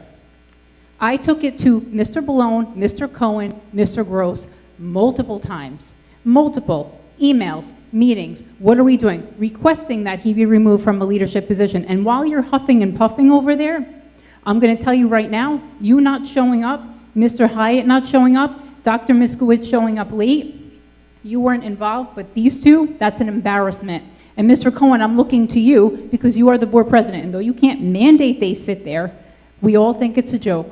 And Ms. Jankowski wasn't here. A, she wasn't on the board when that happened. B, she had a commitment for her son. Don't care what these two had, because they should have been here, because that's a joke. So when these people come out and support candidates that are running, this is what you're going to get. Zero accountability. Mr. Cohen did absolutely nothing. And then Ms. Belomo put up a vote for no confidence for Mr. Hyatt and Ms. Gandhi, which if I were there, I'd vote yes, and I know some of you would. And therefore was shot down. That was your chance. This attorney here tells you you can't, but you actually could, Mr. Cohen, take it out of order, because I had done that too as board president, if it mattered to you.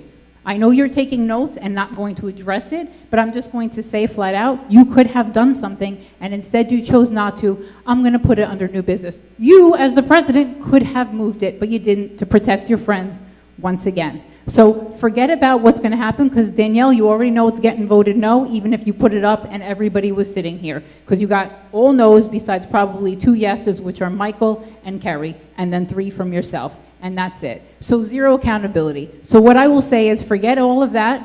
Public should know nothing was done. It was raised multiple times. Mr. Hyatt sat in his leadership position as VP and committee chair. Ms. Gandhi sits there huffing and puffing like I'm saying some lie that didn't really happen, though it did.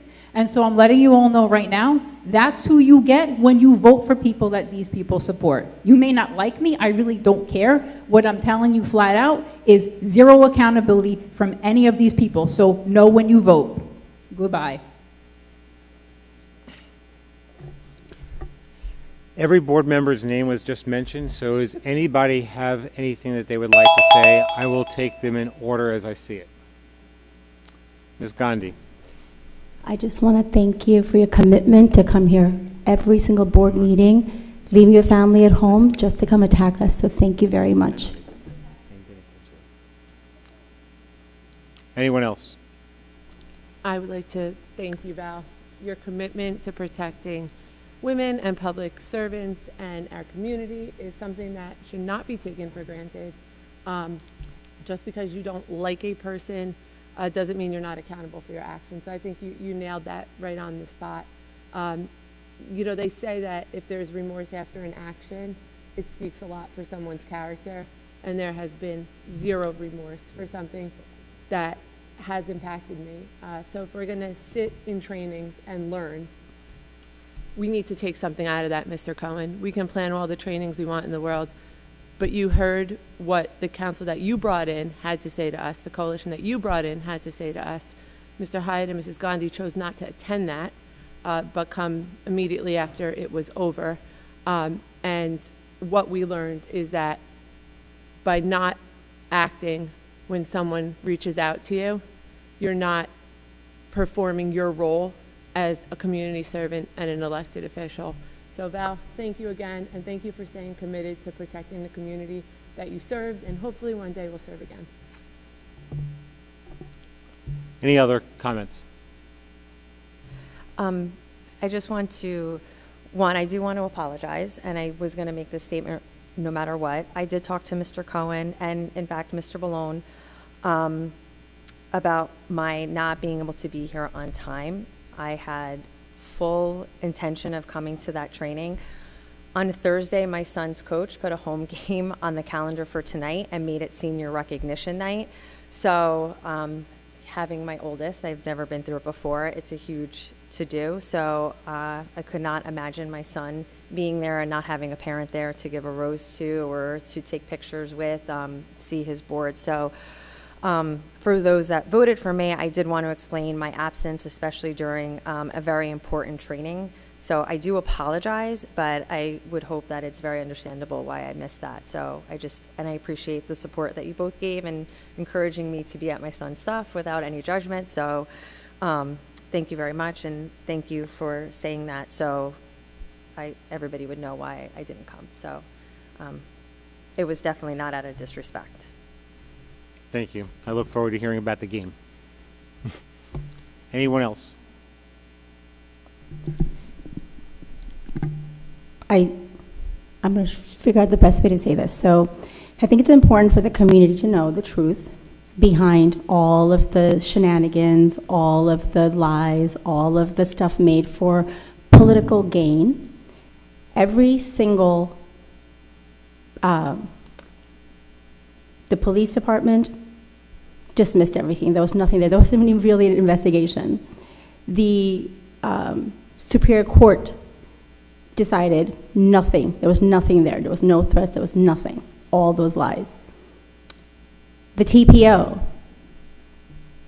dismissed because there was no evidence provided to show there was any threats, anything happened. Then I had to go out and get a protective order against Mrs. Bellomo for the harassment that she put me and my family through for months and months and months. And the woman that sits there and talks about, you know, fighting for the children, took a photo of my child and posted it on social media with negative information, falsehood. And that's the person that this community voted in. So when people come up and spread lies, and they still try to bring up the information that when nothing really happened, and they try to use that to defame 4 families of our community, the community needs to understand that this is serious. This is all for political gain, and that was done purposely because pictures were taken of a private message. Again, nobody from my family was part of that. They did not have any communication. Mr. Hyatt wasn't part of that. He didn't respond to anything. There's no evidence. There were tons and tons of evidence that they were going to provide. Nothing was provided. And after this was all brought up to get an unpaid Board of Ed seats. That's how low some people will go. And quite honestly, that is what the community needs to remember, that these people brought shame to Marlboro, brought shame to our Board of Education, brought shame to our community, all because they wanted to get seats on the Board of Ed. So when they support candidates, keep that in mind.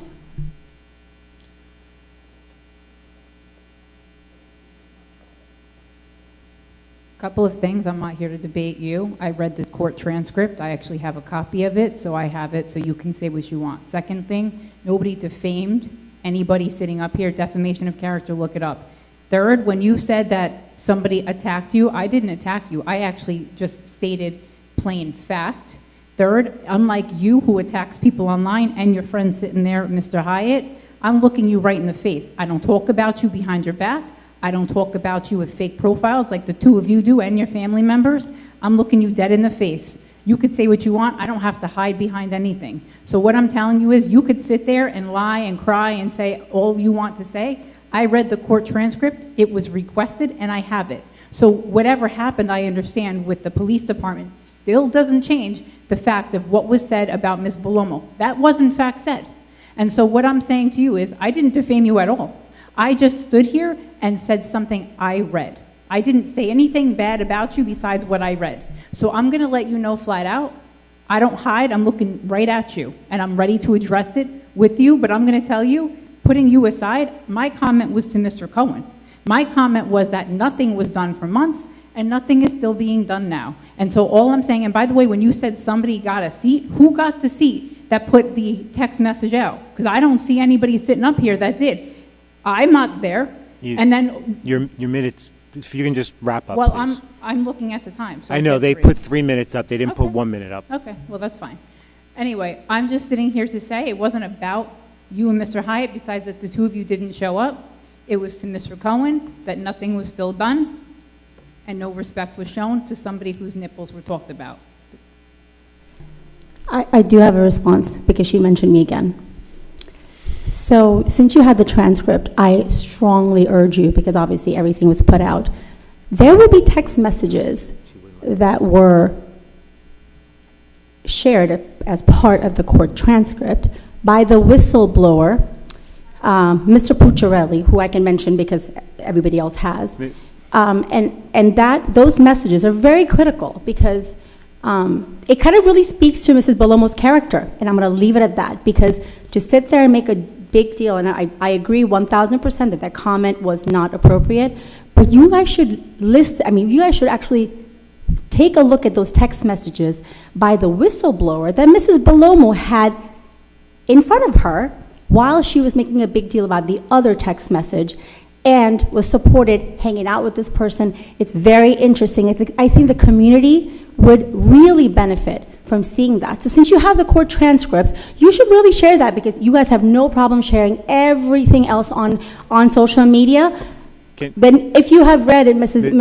Mendez, then you should know that the other text messages by the whistleblower were far worse. And that's what you should be sitting there. And instead of sitting there and supporting and fighting, you should, that's the person you should be targeting, or whatever it is that you're doing, instead of hanging out with him at every single board meeting that I see you do. Ms. Gandhi, we've got... My name was mentioned, so I'm going to speak now. I'm not going to debate this here for legal reasons, but I will say, confirmed by the Marlboro Police Department, I want to slaughter her. Confirmed by that's from your husband. Confirmed by the Marlboro Police Office. I'm going to leave her to die alone. Confirmed, sent by your husband. Confirmed by the Marlboro Police Department that Mr. Chad Hyatt and Mr. Mitesh Gandhi were in the chat. This bitch needs to die, and speaking about my nipples and breasts. That's all confirmed.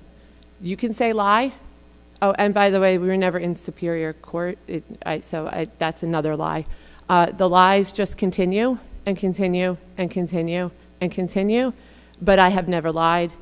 This happened, it's real. If you came to the training, you would know that what you just did and continue to do is actually against every single thing that we just learned about. And I fear deeply that when it is a child that we have to protect, this is what you're going to get. Someone who makes excuses, someone who has no accountability, and someone who will shame the person who comes forward and says, I'm not going to stand for this. This is my life, this is my livelihood, and I deserve as a woman to be able to serve without your husband wishing death upon me and my breast being discussed in a group chat from 15 feet away from me. Okay? So thank you. That's all I have to say to you. Did he ever send a text to you? I'm sorry. We have board business that we Absolutely, have to I do. understand that, but she does not get to sit here and lie about community members. She's a board member. She needs to be more responsible. She's talking about children and protecting children. When you attack parents that have not done anything, that impacts the children. When you put a photo of a child on Facebook, I'm sorry. And that's fine. I can wrap it up here. Like I said, she's talking about the text messages, but she's not talking about the text messages that she has from the person who she calls a whistleblower. I'm not going to stop I don't need you insulting me and insulting this meeting. You have no control over this meeting. You have no leadership. We're moving on. There's no leadership on this board. Well, you know what? I'm sorry. Causes all of this. Thank you. I know I'm stuck with it, and so is this community, and you're failing them. Would anyone else like to come up and speak? Yes, please.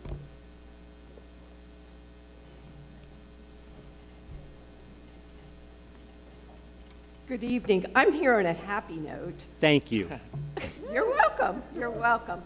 Some of you may know me. Some of you may not. My name is Cindy Barregu. I worked here many years ago, actually 6 years ago. I was a former business administrator, but I'm here tonight to congratulate Chris Jelinski. I hired her back in November, December of 1998. We've had a long tenure because I retired in 2019. Yeah, 2019. So it is wonderful for me tonight to see, as I say, to see the child that I brought into this business because she came from the Port Authority, and to see her blossom and to become what she is today. So I want to congratulate her and congratulate you for being smart to hire her. So congratulations, and congratulations to you. We'll get an opportunity to do that again when we get it onto the agenda but thank you very much for speaking. Can I just say something quickly about that? I think that's amazing. It's a testament to Chris, and the fact that someone came out just to congratulate you, that's amazing. So, congrats. Thank you. Is there anyone else who'd like to come up and speak? Well, I'm sorry. Did you want to add? I just had a comment about everything I just heard, but if you wanted to go to the audience, if you can just wait till I close. Yeah, of course. Thank you. Anyone else would like to speak? Seeing no one else on the public comments, can I have a motion to close public comments? Ms. Carrero, can I have a second? Mr. Smith? All in favor? Anyone Aye. opposed? Okay. Ms. Jelinski, you had, Ms. Jankowski. Wow, tonight is just a night for me. Thank you. Ms. Jankowski. It's the Jays. Yes. Just kind of hearing all that and taking it all in, I just, I want to focus on how all of that could come across to children, because that's really who we represent, children and their families. And being someone that's worked with them for my whole adult life, twofold. One, you know, I don't even know all the details, but, you know, keep using the word whistleblower and things like that. To me, a whistleblower is someone who may have done something wrong but has remorse for what they have done wrong, and it's okay to have remorse and say, look, I was a part of this, I feel really guilty about it, I want to come clean, and I want to do right. And that's what we try to teach our students, that if you find yourself in the midst of a situation and you're not standing up against the bully, there's always a chance in that situation that you can change your mind and you can come forward and be better than everybody else, and you can do the right thing even if you've done the wrong thing. You can always make it right and come clean. So I think there's a lot to be said for maybe somebody who came forward and said, look, I did wrong, but I want to make it right and I apologize for my actions.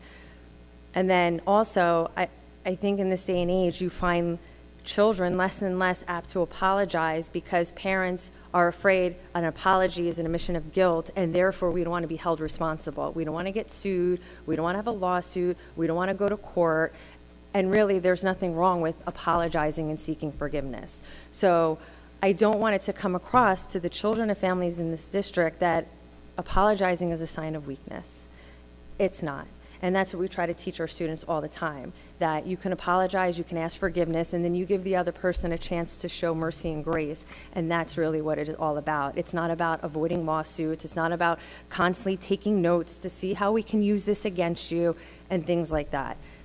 People make mistakes. You can apologize, but I just don't want it to come across to the families in this district that it really just comes down to that, trying to avoid being gotten.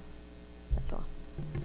I want to respond to that quickly. I think that's a very, very good point. But I think equally important that when you're going to bring something in front of the public or discuss something, you know, a person being attacked, it's very important, whether the whistleblower apologizes and is remorseful for his actions or her actions or not, that the entire story is put in front. You can't just pick and choose because you want to attack certain people and because you want to get a certain outcome. When you purposely only focus on those things and those people because you want to make a point and you want to make their lives miserable and you want to attack them and destroy them in every way possible, leaving very important details out, that's not fair. Because if you're going to sit there and put everything out in front of the community, whether the community comes and talks about it openly, there are no, I don't know, whatever profiles they're talking about, but when you put out just a part of the story of the picture, it's not fair, because here, there's not just one victim, there are 4 more, and those 4 men plus their families were victimized by the lies because the full story was not put in front of the public. And that's the problem that I have. Sitting there and saying there was no text messages, you know, again, it's the way the stuff is communicated. When you sit there and say, this text message done by your husband, nothing was sent ever to Mrs. Bellomo. People have private messages, they don't, I'm not saying one way or the other, but the reality is this, okay? When you go to 3 different parts of, like, you know, the legal system, and every single one says there's nothing there, there's nothing there. And then you still sit there and keep harping on it, it doesn't make it true. Just because you're allowed, just because you keep saying it over and over again, and everybody else that are family men and families, they just keep their mouth shut, it's not out of fear. It's just because we don't care anymore, because it's not the truth. And I think the community knows that. Just because one person or a few of her friends and whatever they keep, because they're allowed, again, that doesn't make the story true. People know 1 + 1 is 2, not 3. Right, but just because something is criminally not true doesn't mean that it's not hurtful and poor judgment. Here's the thing, they're blaming people that didn't even say anything, nothing. You're sitting here and you're talking about whatever she's mentioning. Chad Hyatt, Mr. Hyatt, has served this board very well for the time that he's been here. And I'm going to say that, not because I was his running mate, but it's true. The amount of work that he has done behind the scenes that nobody sees for the last 2.5 years has been incredible. And quite honestly, the fact that he sits here and doesn't say anything shows the kind of family and a family man that he is, because he's not going to sit here and attack a woman for sitting there and lying about him and lying on him. Show me for months and months and weeks, it was, we have so much evidence. You know why they didn't produce anything else? Because Mr. Hyatt didn't say anything. Ms. Gandhi, I'd like to let Dr. Miskowitz have the final word, right? Dr. Miskowitz? Dr. Miskowitz? It won't be the final word because I'm going to speak afterwards. I have a comment. Dr. Miskowitz? I think what Mrs. Jankowski said about whistleblower is very different. I think the word you're using whistleblower in the wrong. It's not. Oh, I didn't call him that. They were calling him whistleblower. Yeah, but I'm just saying, your thing with whistleblower and you talking about whistleblowers, two different things. Yeah, it is. So I just want to make sure that you realize, she's talking about something very different. Same process, but your whistleblower is not the same thing that the two of you are talking about. Mrs. Bellomo? Yeah. Your final, please, and then we're moving on. Yeah. So I'm going to take as much time as I want because that was what was afforded. Luckily, I don't have much to say because this isn't a court. But the amount of lies that were just entered into the public record and were allowed is alarming. Again, I stand behind the fact that every bit of detail and everything that was produced was not 3 branches of whatever she said, not a true statement, did happen, were attested to and confirmed, and the repercussions of what went on, this board voted on training as the first step towards repair, and I think it speaks volumes to our community that the 2 board members directly involved chose not to attend tonight's training, and I'll leave it at that. Thank you. I get sexual harassment training every year at work, every single year for the last 15 years. Moving on to the next item. I can train Mrs. Bellomo on it. That was the last comment. We are up to personnel matters. Mr. Smith, as the newest member of the board, would you mind reading personnel matters? Each of the employees, too. We start on page. That was board attorney humor. Yeah. Starting on page 4. Personnel matters. The superintendent of schools submits the following resolutions for approval. 1, retirements. 2, resignations. 3, full-time teaching staff 2026-2027 school year.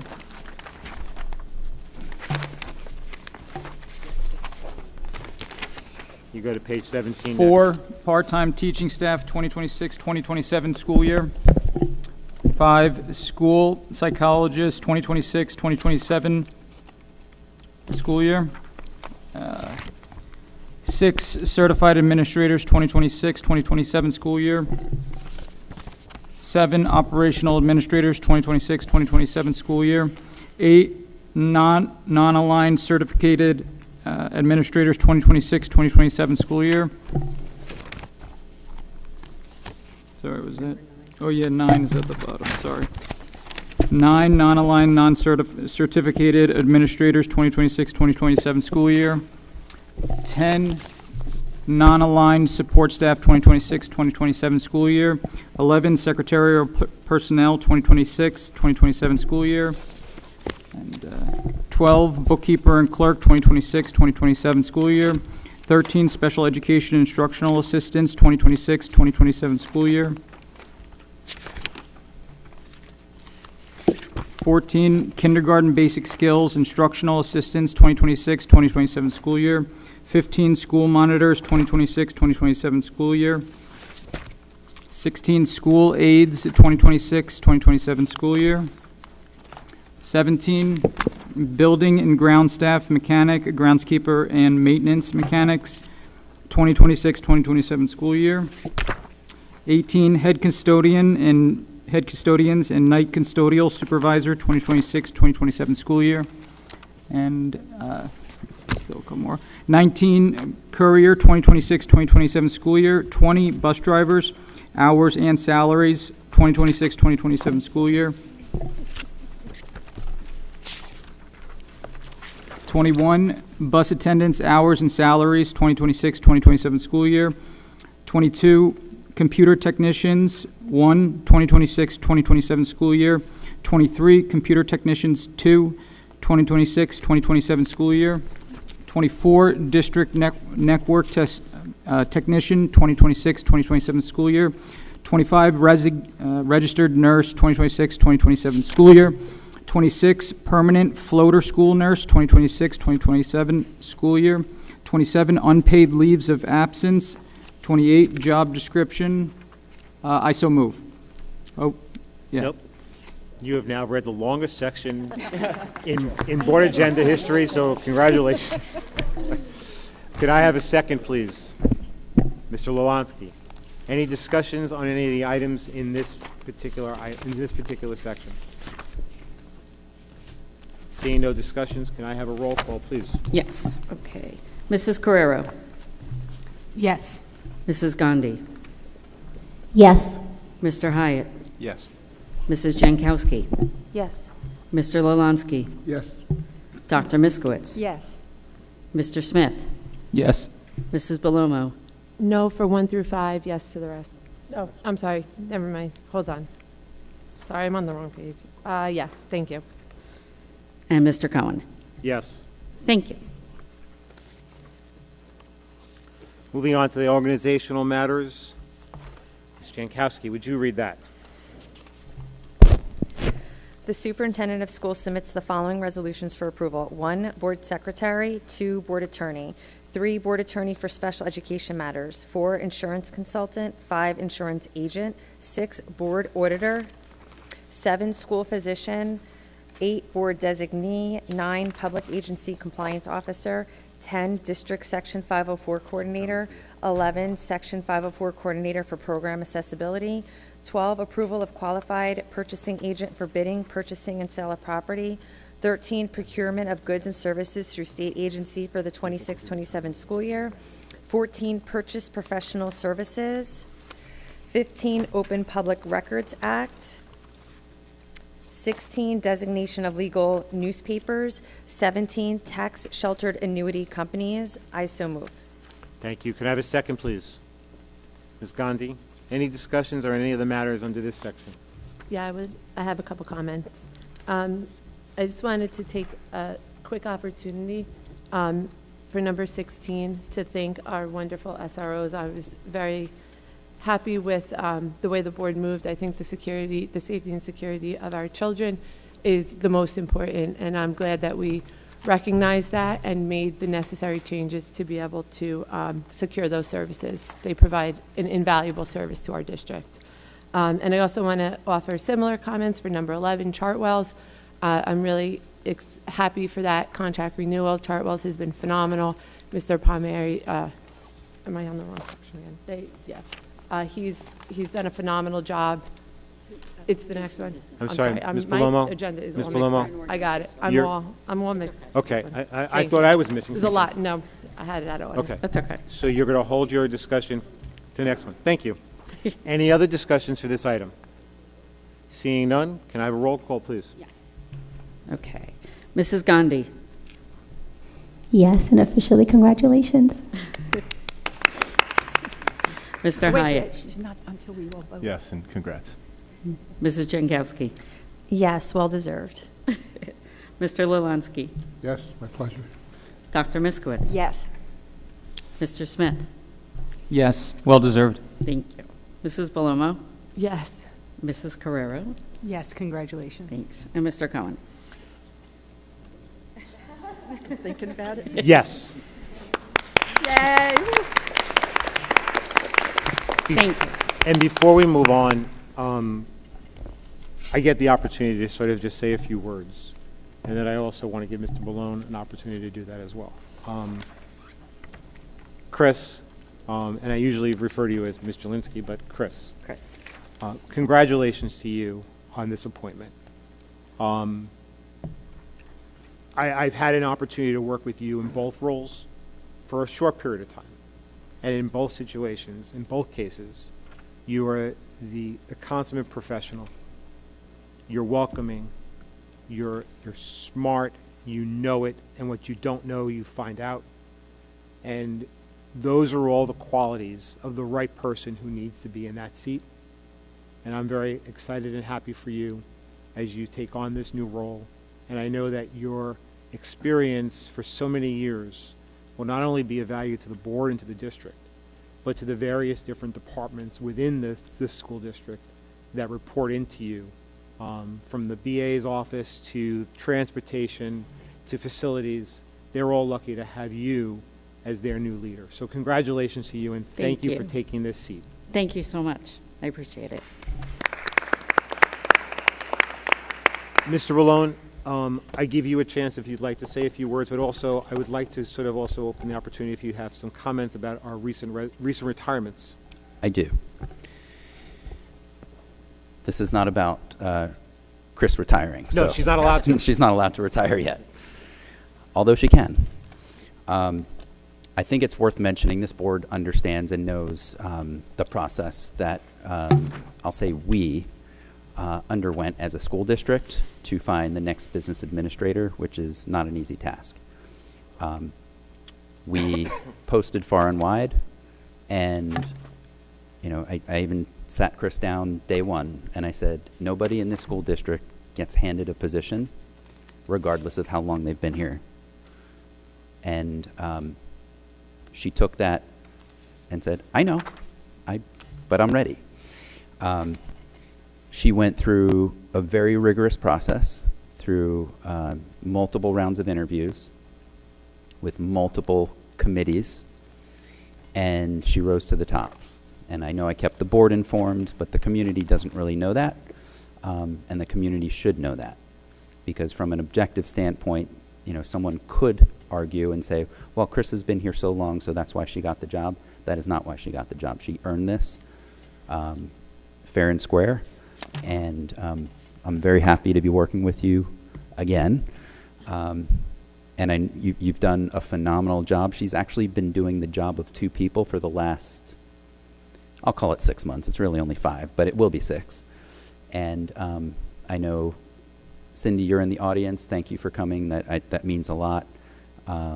Diana means a lot for Chris, I know, and your husband, Mike, as well, who has his own board meeting, I think, on Thursday. So he came to ours. So know that you have the support, Chris.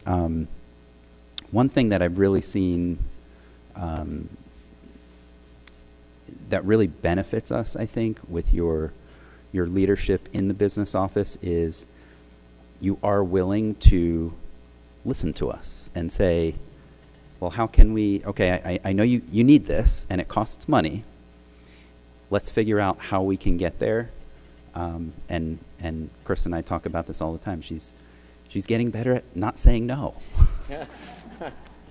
However, she is still being fiscally responsible for this in the school district, as I am as well. And she mentioned before, we are both, the two of us, I feel like, are really marching in tandem to look to the betterment of this school district for the future. This budget really was somewhat in the rearview mirror for us. We are looking forward 2, 3, 4 years down the road to make sure that we are not in a position where we are sending good people home. Other school districts are. Where we're not closing schools. Other school districts are. And where we're not cutting programs for students. Other school districts are.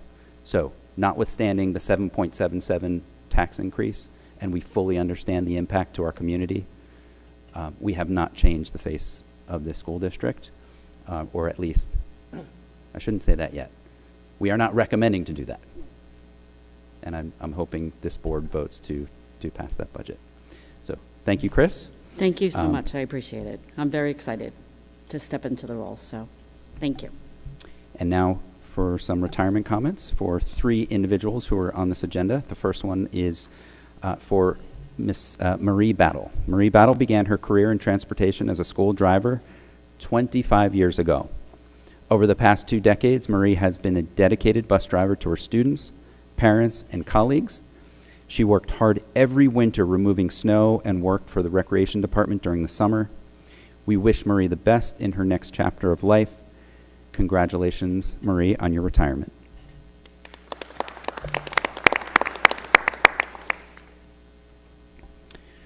Next comment is for Patricia Shore.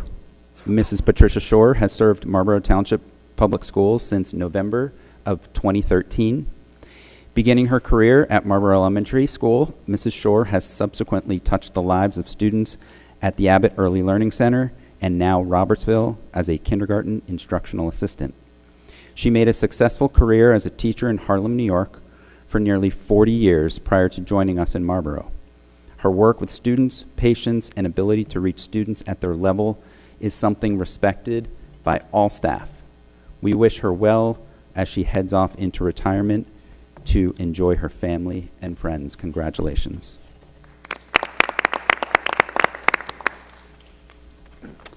And finally, retirement comments for Maria Silvestri. Maria Silvestri began her career in the transportation department in 2006. After 20 years, she will be retiring this June to enjoy time with her friends and family. Mrs. Silvestri will be missed by her colleagues, students, and her driver. We wish her the best of luck in her next chapter. Congratulations. Mr. Malone, thank you very much for sharing those comments, and congratulations to all those who are actually retiring this year. Your service to our district has been amazing. For those of you who like when we keep track and account, that was 58 years that represented that experience. 3 people.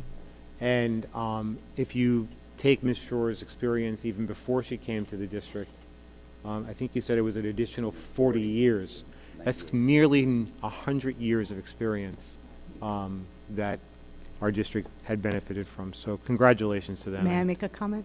Sure. Congratulations to all the retirees, but Mrs. Shore had both of my children. I believe they were both in her classroom, and they made a huge impact on their lives. So I wanted to thank her for that. That was very nice.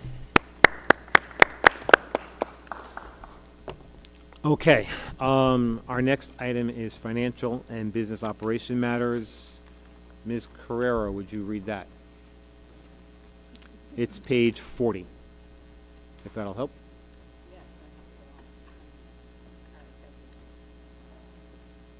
All right.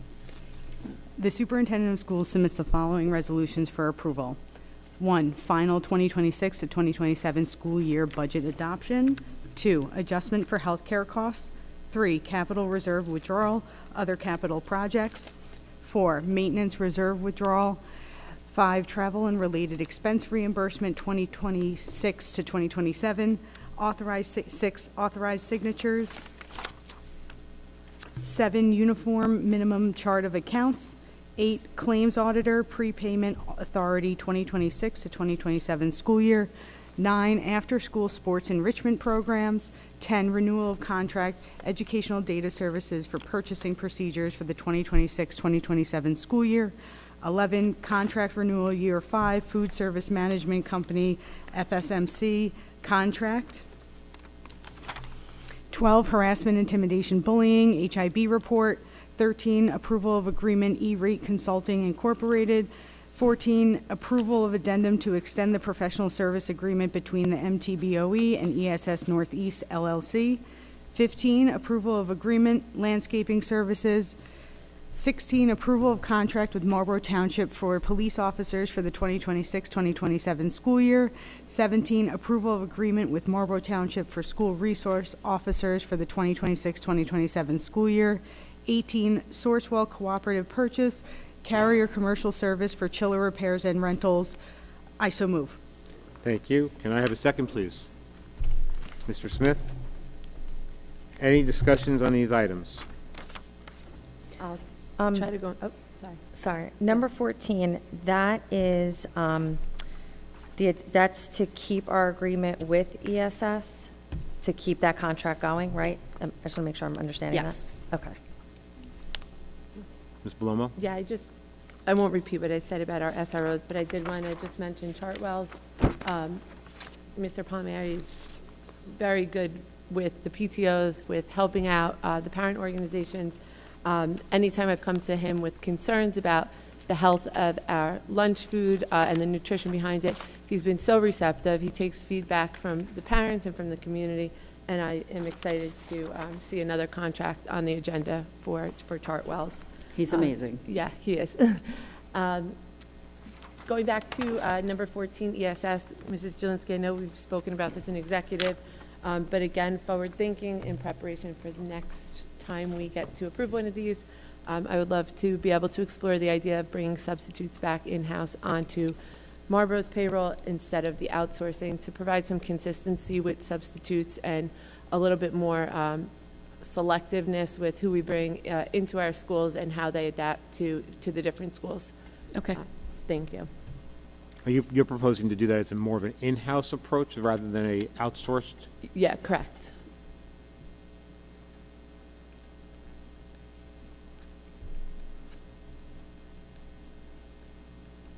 Any other comments on any of these items? I had a question for Mrs. Jelinski. When you keep substitutes in-house, isn't there a really huge cost implication? Meaning, because when you're a substitute, you're only called upon when you are needed, correct? When a teacher is absent. Yes. So to keep them, and the reason we use a service is because they work with a lot of different school districts, correct? Yes. We used to have in-district prior to COVID. And how did that, like, how was that? I in mean, terms of- for years it worked well. It Okay. did work well. And then when COVID happened, it was very difficult to get subs at all. And then that's when we started to explore ESS. So it's absolutely something we could explore again. And budget-wise, it's Yeah, we would have to be the obviously same. Okay. do the math and. Yeah. Okay, and that's see. good. I was just wondering about that, so, okay. And how many did we have for the 4 years that we did have them in-house? How many substitutes did we have?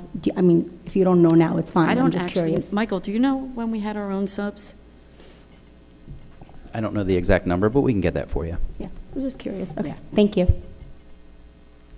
Can you also, when you are ready to bring this analysis to the board, because I think it'd be helpful for us to understand the historical and then sort of how it's operating now.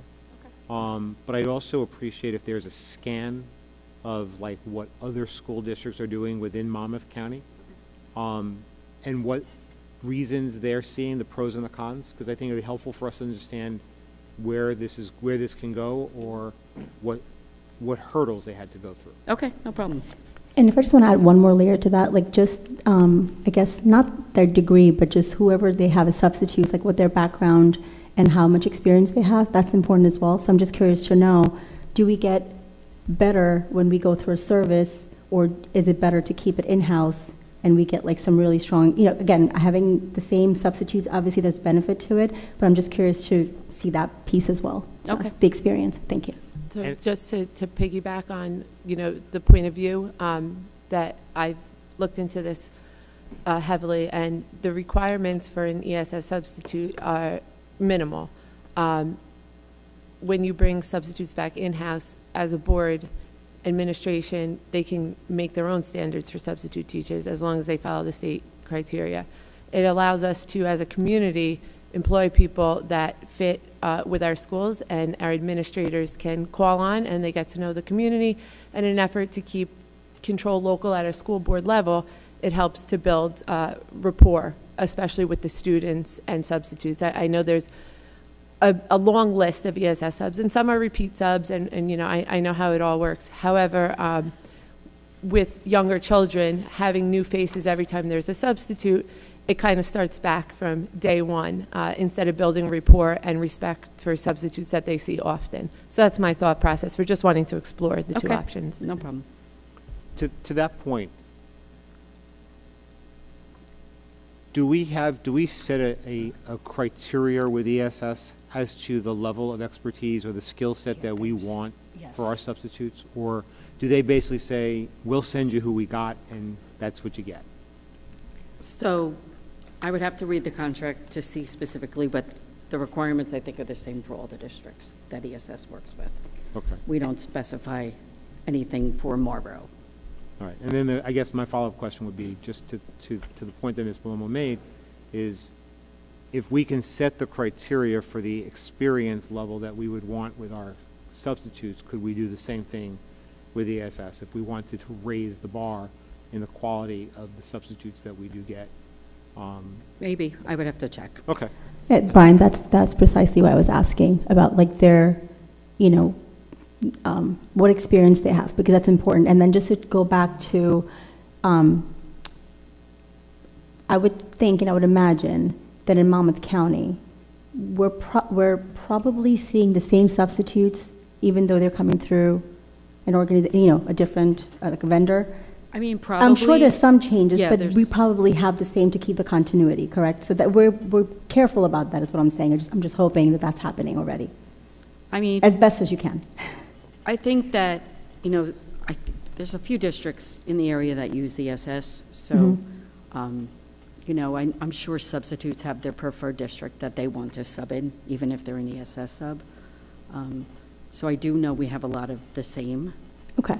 But, you know, you do have out of, you know, town and, you know, different areas. Yeah, that no, definitely it's- come but- in, you know, for the pool. You may not, if you're restricted to that level, you may not find enough people in one Well, day. that's the thing, like, depending on how, you know, if the more you restrict, obviously, the smaller the pool's gonna be. Right. And the more experience you require, the more expensive it's gonna be.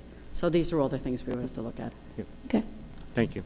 And I just wanted to mention, I actually worked for one of the it was like Outsource for Teachers, I think it was, and, yeah, Source for Teachers. And they required you to, like, I was certificated, like, they required to see that, get fingerprinted, so a lot of it was. And then they had certain scales of payment, and they had, I know, lots of different districts that they were a part of and all of that.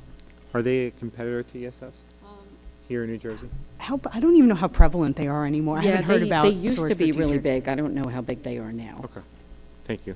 Just real quick, I'm in favor of doing a deep dive, looking into the ESS versus doing our own subs as well. So.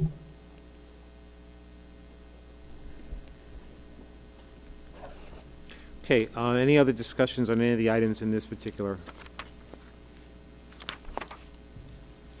Thank you. Can we have a roll call? Okay. Mr. Hyatt. Yes. Mrs. Jankowski. I'm going to say no to 1 through 5 and no to number 14 and yes to the rest. You said 1 to 5 and 14? And 14. That's a no. Thank you. Yes. Mr. Lolansky. No to 1 through 5, yes to everything else? Dr. Miskowitz. Yes. Mr. Smith. Yes. Mrs. Belomo. No to 1 through 5, number 14, yes to everything else. Mrs. Carrero. Yes. Mrs. Gandhi. Before I put my vote, I just want to say, I've had many conversations with Mr. Ballone about the budget, and with you as well, Mrs. Jelinski. I know you guys did an incredible job. I'm a taxpayer as well in this community, and nobody wants to see, you know, your taxes go up.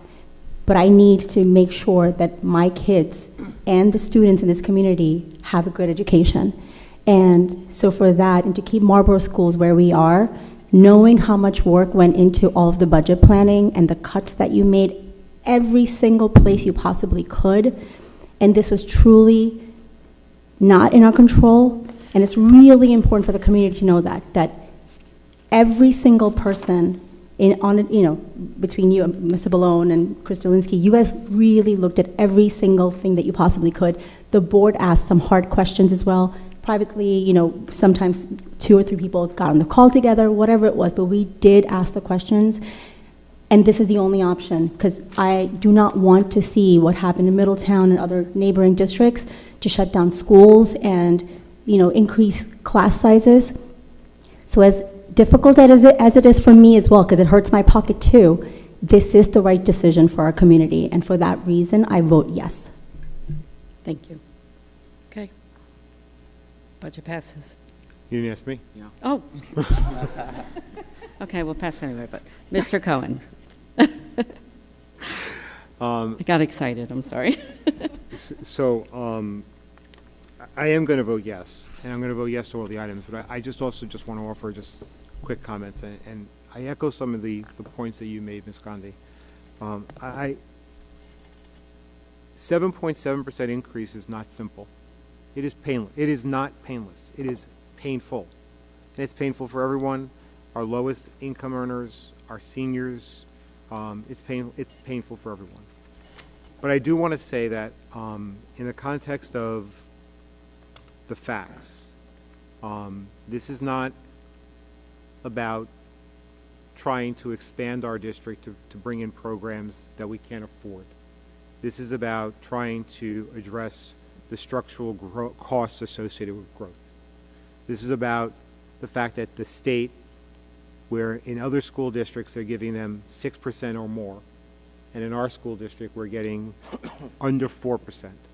And that doesn't cover the costs of items like 33% increase in healthcare costs, or even a 3.5% salary increase that's part of contracts. It doesn't cover the cost of labor. It doesn't cover the cost of increased doing business every day.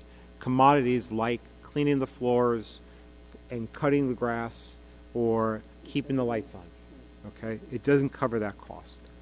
What I do want to say is I want to recognize both Mr. Ballone, your leadership, as well as Chris, your leadership, in the fact that the board asked you to find savings. And it wasn't saying, hey, we're going to cut programs or cut staff. You found ways to save nearly $2.1 million in our annual budget, which is not a small amount of money. If I'm understanding correctly, that's probably the equivalent of saving 21 teachers or staff members. That is significant. So I look at this and I say it is hard to understand. It is hard for some people to sort of embrace. But it shows that the district's trying to do responsible spending. It shows that the district is focused on students. You found the cost savings that included not just sort of programs, but administrative cost savings, where everyone used to always say, well, the administrators are not doing their part. You found ways to save on the administrative side. So it's for those reasons. And then to your point, Ms. Gandhi, I looked at what other towns are doing around us, and I don't need to mention their names, but I will mention the impact. One local town had to raise their tax base by 7% and cut 26 staff positions from their schools. Another town raised their taxes 9.5%. All right? Another town nearby received the full state aid, the full 6%, but still had to eliminate courtesy busing to their district. These are hard decisions, and then yet there are other towns that had to consider closing schools and probably needed to close schools, but can't. That was never a discussion here in Marlboro. So thank you for being responsible. Thank you for finding the difficult things to do. It is not easy for us as a town, but at least we're not creating a problem down the road. We're not kicking the can. And future boards, future students, future homeowners in this town will be better off for it. So thank you. So those are my reasons for voting yes. Thank you.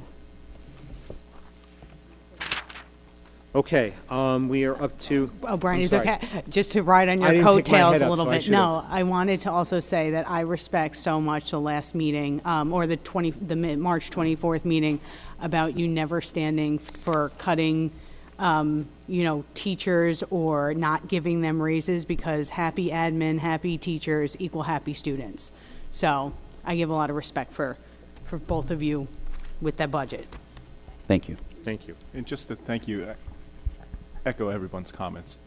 This is a tough decision, but you guys are extremely transparent, extremely thorough, and you're physically responsible. It's very clear the way that you did this budget, and we're in an unfortunate situation, and I think it's physically irresponsible not to pass this budget, because it's going to kick the can down the road, and it's going to cause us to balloon in terms of degrading our schools, and that can't happen. So just thank you, both of you, for seeing that process through. I know it's not easy. It's not easy for us either. So.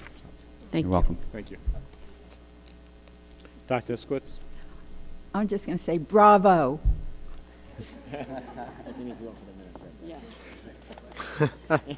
Yeah. Okay. Any other comments? We are moving on to the next item, curriculum matters. Mr. Lolansky? Curriculum matters. The superintendent of schools submits the following resolution for approval. Number 1, curriculum matters. I so move. That's the shortest resolution in board history. Thank you. Any discussions on this item? I'm sorry, need a second. Ms. Carrero. Any discussions on this item? Seeing no discussions, could I have a roll call, please? Yes. Mrs. Jankowski? Yes. Mr. Lolansky? Yes. Dr. Miskowitz? Yes. Mr. Smith? Yes. Mrs. Palomos, doubt. Mrs. Carrero? Yes. Mrs. Gandhi? Yes. Mr. Hyatt? Yes. And Mr. Cohen? Yes. Thank you. We are up to old business. Is there any old business that needs to be covered? Seeing none. Any new business that needs to be covered? For old business, I had a Old question. business? Yeah. For the why, you know how we were going to do a survey? I just wanted to see if there's an update on that, or, yeah, thanks. Yes, so I reached out to the YMCA and obtained their survey questions. Our next communications committee is going to discuss an internal survey from us to the community. We will send that out and hopefully get a lot of responses.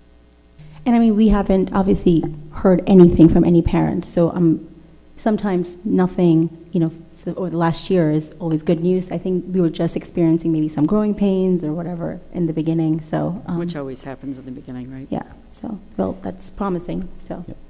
So are we sending out their survey, collecting the data, then sharing it with them, or are we just sending out a link to their survey and they're collecting the data? So I don't think we should send out an identical survey that they just sent out, but I wanted their questions to inform the communications committee to inform our own questions. It wasn't terribly long. I think it was maybe 8 questions, something somewhere around there. But I think the communications committee should sit down and devise its own survey for our internal purposes so we can send it out. We just, we've been discussing ways to increase participation, right? And a lot of times people, if they're happy with something, they don't fill out a survey. They fill it out when they're unhappy. But we have had, I think they had, it was probably maybe just about 20 or so responses, and I think we have 180 families, something like that, utilizing. Percentage-wise, that's probably typical for a survey. It is though. typical. Yeah. So, some of the things that came out, and I'll share it with the communications committee to ultimately share out with the board when we meet, but there are a few things where there were low marks. The parents actually just didn't understand some of the changes we made. For example, the delayed openings. There was a parent who didn't utilize it, but just never saw the communications. So we rectified that. But we will put out our own survey and hopefully get more responses. So did I hear you correctly that one parent came and talked about it and you actioned it right away? Is that what I just heard? Yes, we actually did that proactively last year. Thank you for that. But this year, for some reason, the parent didn't see the communication that we made the change and then filled out the survey this year saying, I'm still having that issue. And so we just had to direct the parent to say, well, we actually made the change. So you must have missed it. I was going more in a positive direction, that you actually listened to one community member and made it happen. So, but, yeah. Do we plan on incentivizing in any way? Like, I mean, I'm thinking even like a small gift card and like a raffle for those that. So the YMCA did take my recommendation on that, and I think they incentivized. I can't remember if they did a free drop-in but they did incentivize it, and it didn't do much for the response rate. Lunch with Jenna? Lunch with Jenna? Yes. So I will go to a lucky winner to go to lunch. Okay. Will those questions that I don't go to the communications meeting usually, but will the questions that the communications committee work on be shared with the full board before it goes out? Thank you. That's helpful. Any other old business? New business? Okay, we're up to the second round of our public comments. Do we have anyone signed up? No. Would anyone like to speak? Seeing no public comments, motion to close public comments. Ms. Gandhi, second. Mr. Hyatt, all in favor? Thank you. All right, we are at the point of our executive session where we will be going into an executive session for the evening. We expect it to be about 60 minutes. We will be discussing matters of attorney-client privilege, personnel, and student matters. We do not expect to be coming back out to conduct business, so this would be the end of our public portion of our meeting tonight. Can I have a motion to go into exec? Ms. Gandhi, can I have a second? Ms. Carrero, all in favor? Anyone Aye. opposed? Thank you, everyone.